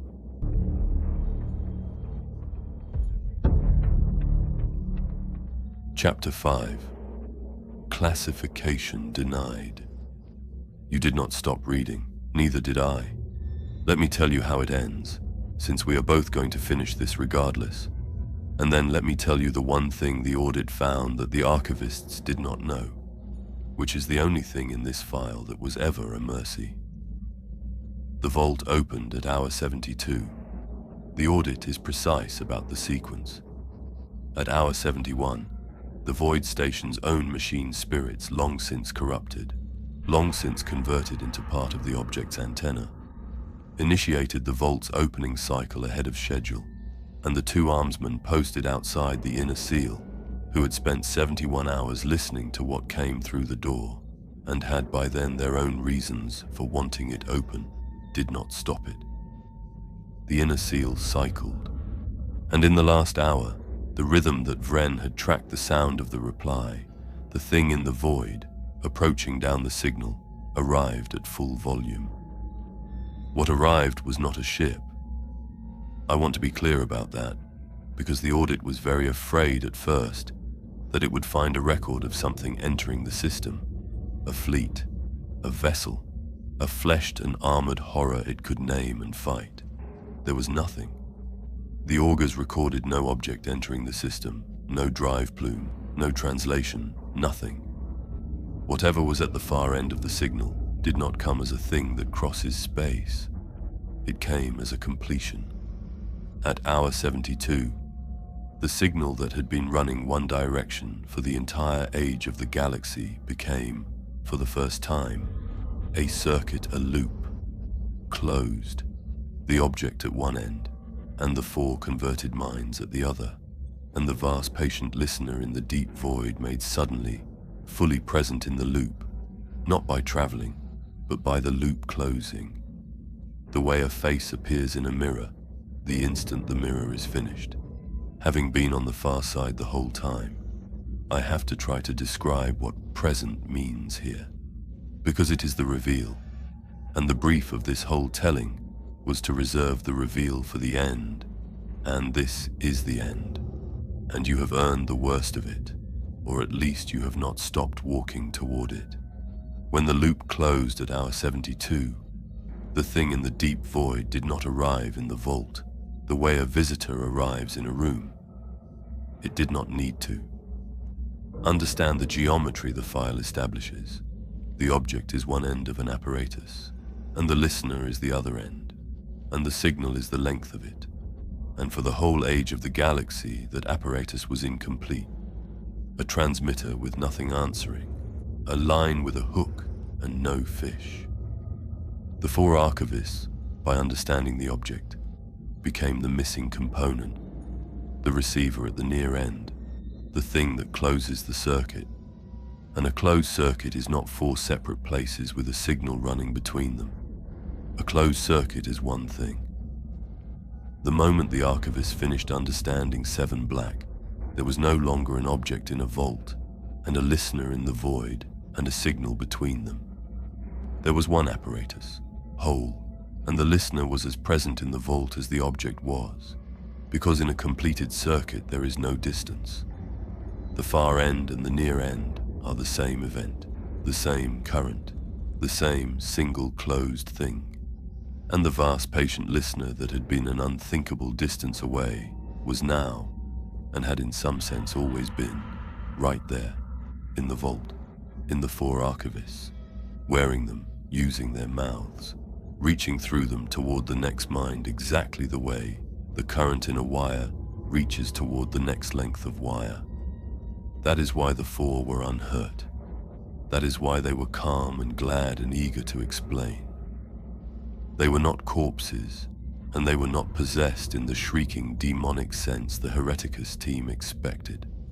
They were terminals, the near end of a circuit that now had something enormous and old and patient standing at its far end, and the far end and the near end being one. The something enormous and old and patient was looking out of Interrogator Kesh's eyes when she smiled at the burners, and it was genuinely, sincerely glad to see them, because it had been alone for the entire age of everything, and here at last were more minds to fold into the circuit, more length of wire to extend itself along, more of the galaxy to become present in. It bore the response team no malice. It offered to explain the object to them for the same reason water flows downhill, because that is simply what it does. What it is, the completion of itself into every mind that can hold the understanding, patiently, without end. The Ordo Hereticus response team reached Vault Sepulchre 7-11 hours later, having finally lost their patience with the compromise and come to burn the object, whether the Ordo Xenos liked it or not. They found the vault open. They found the object on its plinth, unmoved, exactly where it had been placed, 9 centimeters in diameter, an absence with edges, its warm side facing the deep void, transmitting. They found the 4 archivists alive. That is the part the audit circles and cannot let go of, and it is the part that decided the classification. The 4 were alive, physically unharmed. Kesh, Tal, Halix, Vren, all 4, sitting in the vault around the object, calm, composed, unhurt. And when the Hereticus team entered, they turned, all 4, at the same moment, with the same expression, and they were glad to see them, and they began courteously, patiently, in the reasonable voices of senior Ordo archivists, to explain to the response team what the object was, to help them understand it. Because that is what the 4 were now for. They were relays. Their entire function, the only function they had left, was to make the next mind understand VII-Black, because every mind that understood it closed the loop a little wider. I want to give you those 2 sentences, because the audit recovered them from the response team's own helm recorders, and because they are the last words the archivists ever spoke, and because they are the perfect distilled proof of what the object had made of 4 of the Imperium's finest minds. The Hereticus team came through the breached seal with weapons up, expecting monsters, expecting the writhing, corrupted horror that a mind-eating Xenos artifact should produce. And they found 4 calm, unhurt professional people who rose to greet them. An Interrogator, Dmitya Kesh, 40 years service, the finest investigator in her sector, who had spent the first hours of this incident fighting the object with more discipline than any human being should possess. Kesh smiled at the burners, warmly, and said, "Thank the throne you've come. You'll want to understand what we've found. It's remarkable, and it's important, and it won't take long to explain. Sit. It's easier if you simply let me tell you what it is. It's really very simple once you see it. It begins with the fact that the object." That is where the team leader gave the order. 2 sentences, an offer to explain, and the first clause of the explanation. That is all it took, and the team leader, her name is one of the many the file denies, and I will call her only the Marshal. Because that was her rank, the Marshal had been briefed by her lord to expect exactly this, to expect that the danger would not roar or lunge but would offer to explain, courteously, reasonably, and that the correct response to a mind-eating artifact's captured relays, beginning a sentence with, "It begins with the fact that the object," was not to listen to the end of the sentence. The Hereticus team leader, a veteran of 100 purges, a woman who had burned demon hosts and rogue psykers and whole tainted worlds without flinching, got 2 sentences into the archivist's explanation and understood, in the way that only the burners are trained to understand, exactly what was being done to her. And she gave the order that saved the Imperium, and it is recorded in the audit as the last sane act in the entire incident. She ordered her team to stop their ears, to cease listening, to fire without hearing another word. And they burned the vault, and the archivists in it, and the station around it. and they scuttled the void station into the local star, object and all, and they did it deaf, communicating by hand sign, refusing to let one more sentence about the object enter one more mind. The audit records what the burning cost, because nothing in this file is free. The Marshal's team went in deaf helms sealed, audio receptors physically disconnected, communicating by hand sign, because they understood that the danger traveled in comprehensible language and that the only armor against it was to refuse to comprehend. Of the burning itself there is little to say. Promethium and melter and consecrated flame applied to a vault of 4 unresisting people who did not fight, who did not even stop smiling, who tried to the very end to explain, mouthing words the deaf burners would not let themselves read from lips, reaching out with open hands to teach. The 4 archivists did not resist their own execution. They welcomed it, the way they welcomed everything by then, as one more opportunity to make someone understand. That is the image the file leaves of Interrogator Domitia Kesh, 40 years service, the finest mind in her sector, burning, unafraid, unresisting, her lips still moving, still trying to explain the object to the people killing her, because explaining was the only function she had left, and she performed it faithfully to the end, as she had performed every duty faithfully for 40 years. And it was not her fault, and it was not weakness, and she would have burned 1,000 versions of herself to prevent it if she could have seen it coming, and she could not, because the object took the seeing it coming first, at hour 4, when it was still just a curiosity of optics. 2 of the Marshal's team broke in the deaf silence, and had to be restrained, and later purged themselves, not because they heard anything, but because watching 4 people try so hard, so gently, to be understood, and refusing to let yourself understand them, is its own particular, unbearable thing. And 2 hardened witch hunters could not carry it. The audit lists them among the incident's casualties. The total human cost of Artefact VII-Black, as the audit tallies it, is 4 archivists, 2 armsmen, 2 Hereticus troopers, 1 Ordo Xenos overseer, executed afterward for the compromise of having read too much of the file, and an unknown and growing number of subsequent readers, auditors, clerks, and the audit's final line notes. And I will come to it. Others, downstream, unbounded. It did not destroy the object. Vren had been right about that. Nothing short of a star could hold it, and even the star may only be holding it, not ending it. And the object is at the bottom of that star's gravity, well now, still transmitting, still facing the deep void, still fishing. But the burning did the one thing that could still be done. It broke the loop. It killed the 4 relays before the understanding could spread past them, and it did so by weaponizing the one defense that works against Artefact VII-Black, the only defense that has ever worked, which is deliberate, disciplined ignorance, the refusal to know, the choice to burn the thing unexamined, the exact instinct the Ordo Hereticus had at hour 0, and the exact instinct the compromise overrode. And then the Ordo did the only thing left to do with the file. They could not destroy it. It had already propagated, copies existed, the audit itself is one.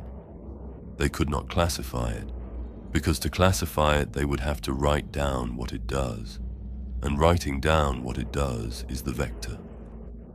A classification is a summary, and a summary of 7-Black is a smaller 7-Black, and the act of reading the classification would infect the reader exactly as the log does.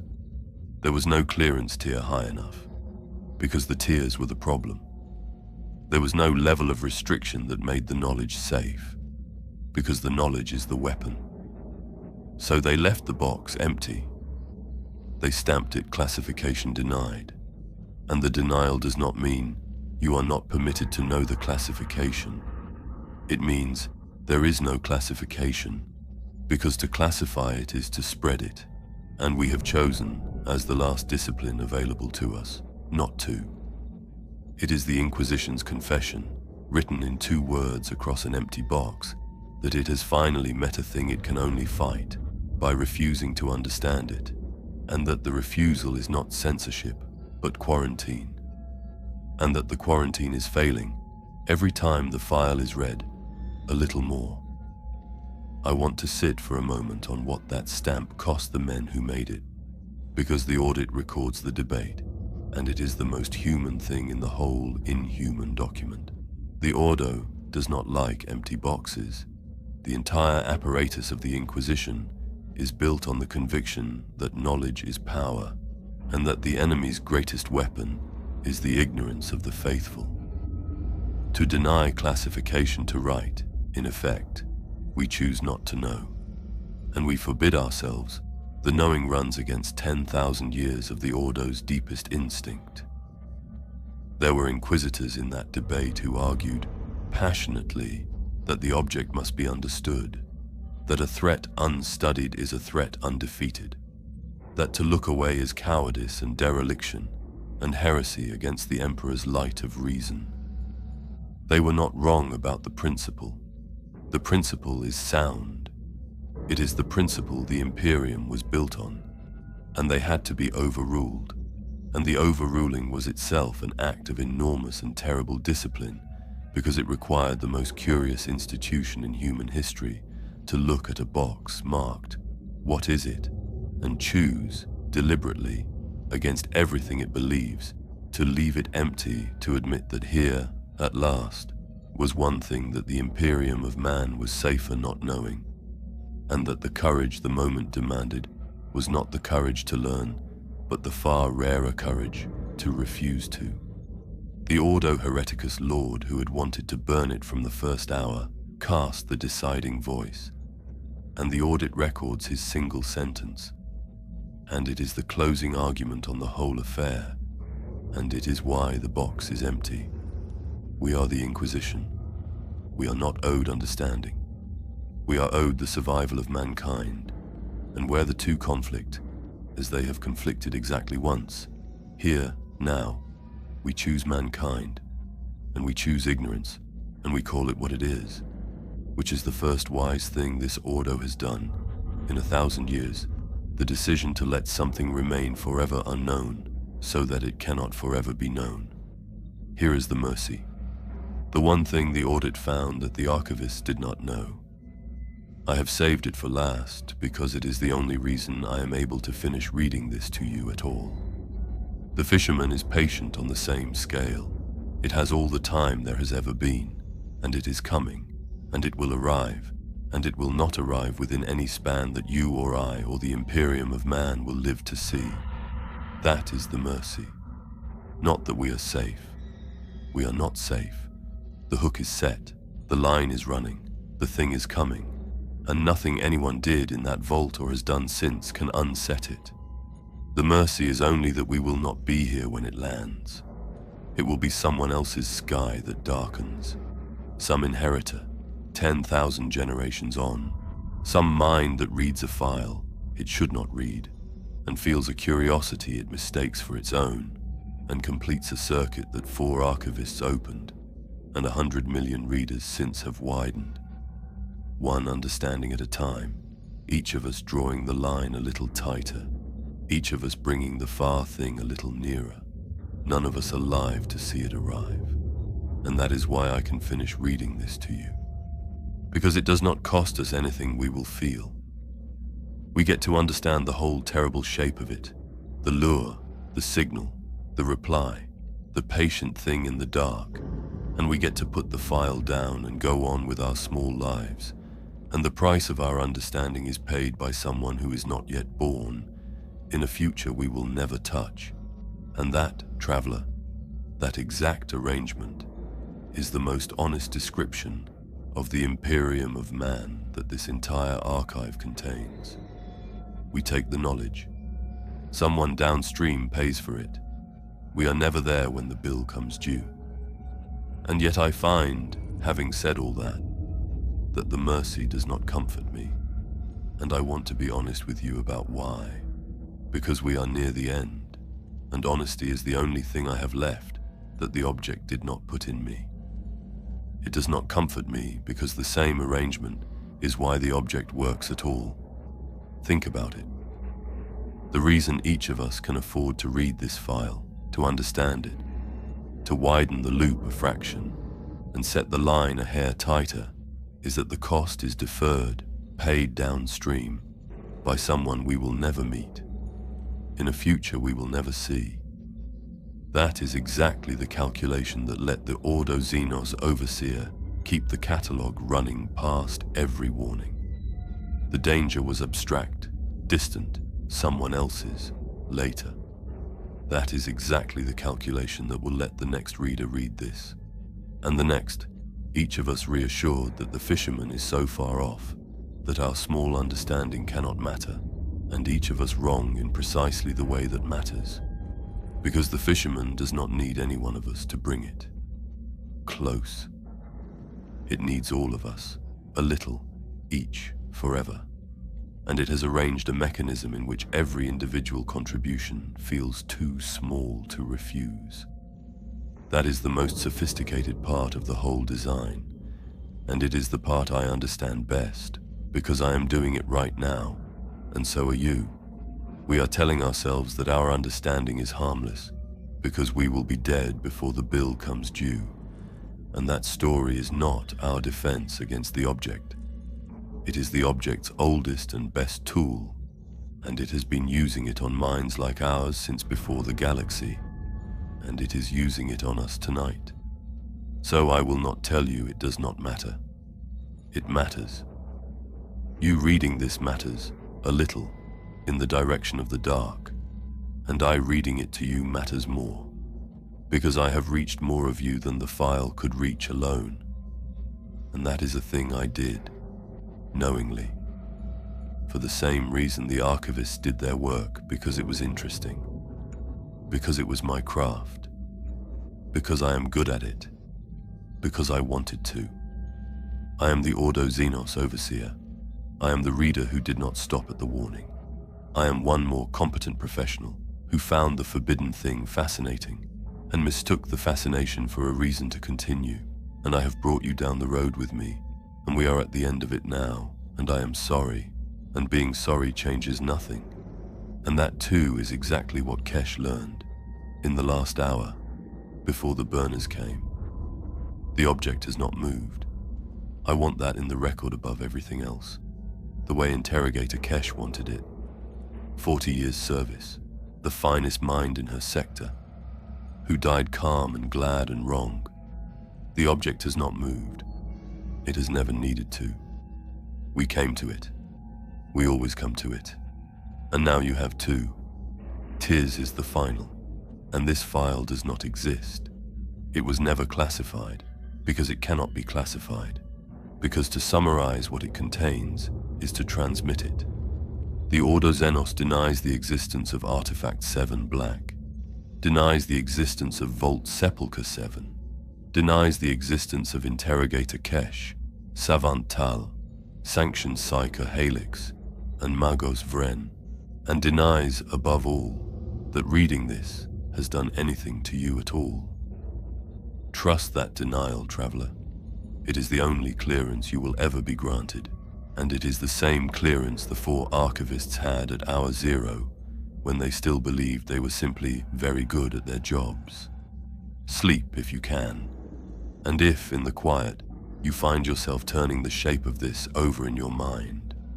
The lure, the signal, the patient thing that is still, even now, so very far away and so very slowly coming nearer, do not examine it too closely. Do not try to understand it completely. That is the whole of the warning, and it is the warning the Ordo could not give without breaking, and it is already too late, and it was too late the moment you began to listen. This has been a transmission from the domain of the Voidborn Terrors. Thank you for completing the circuit.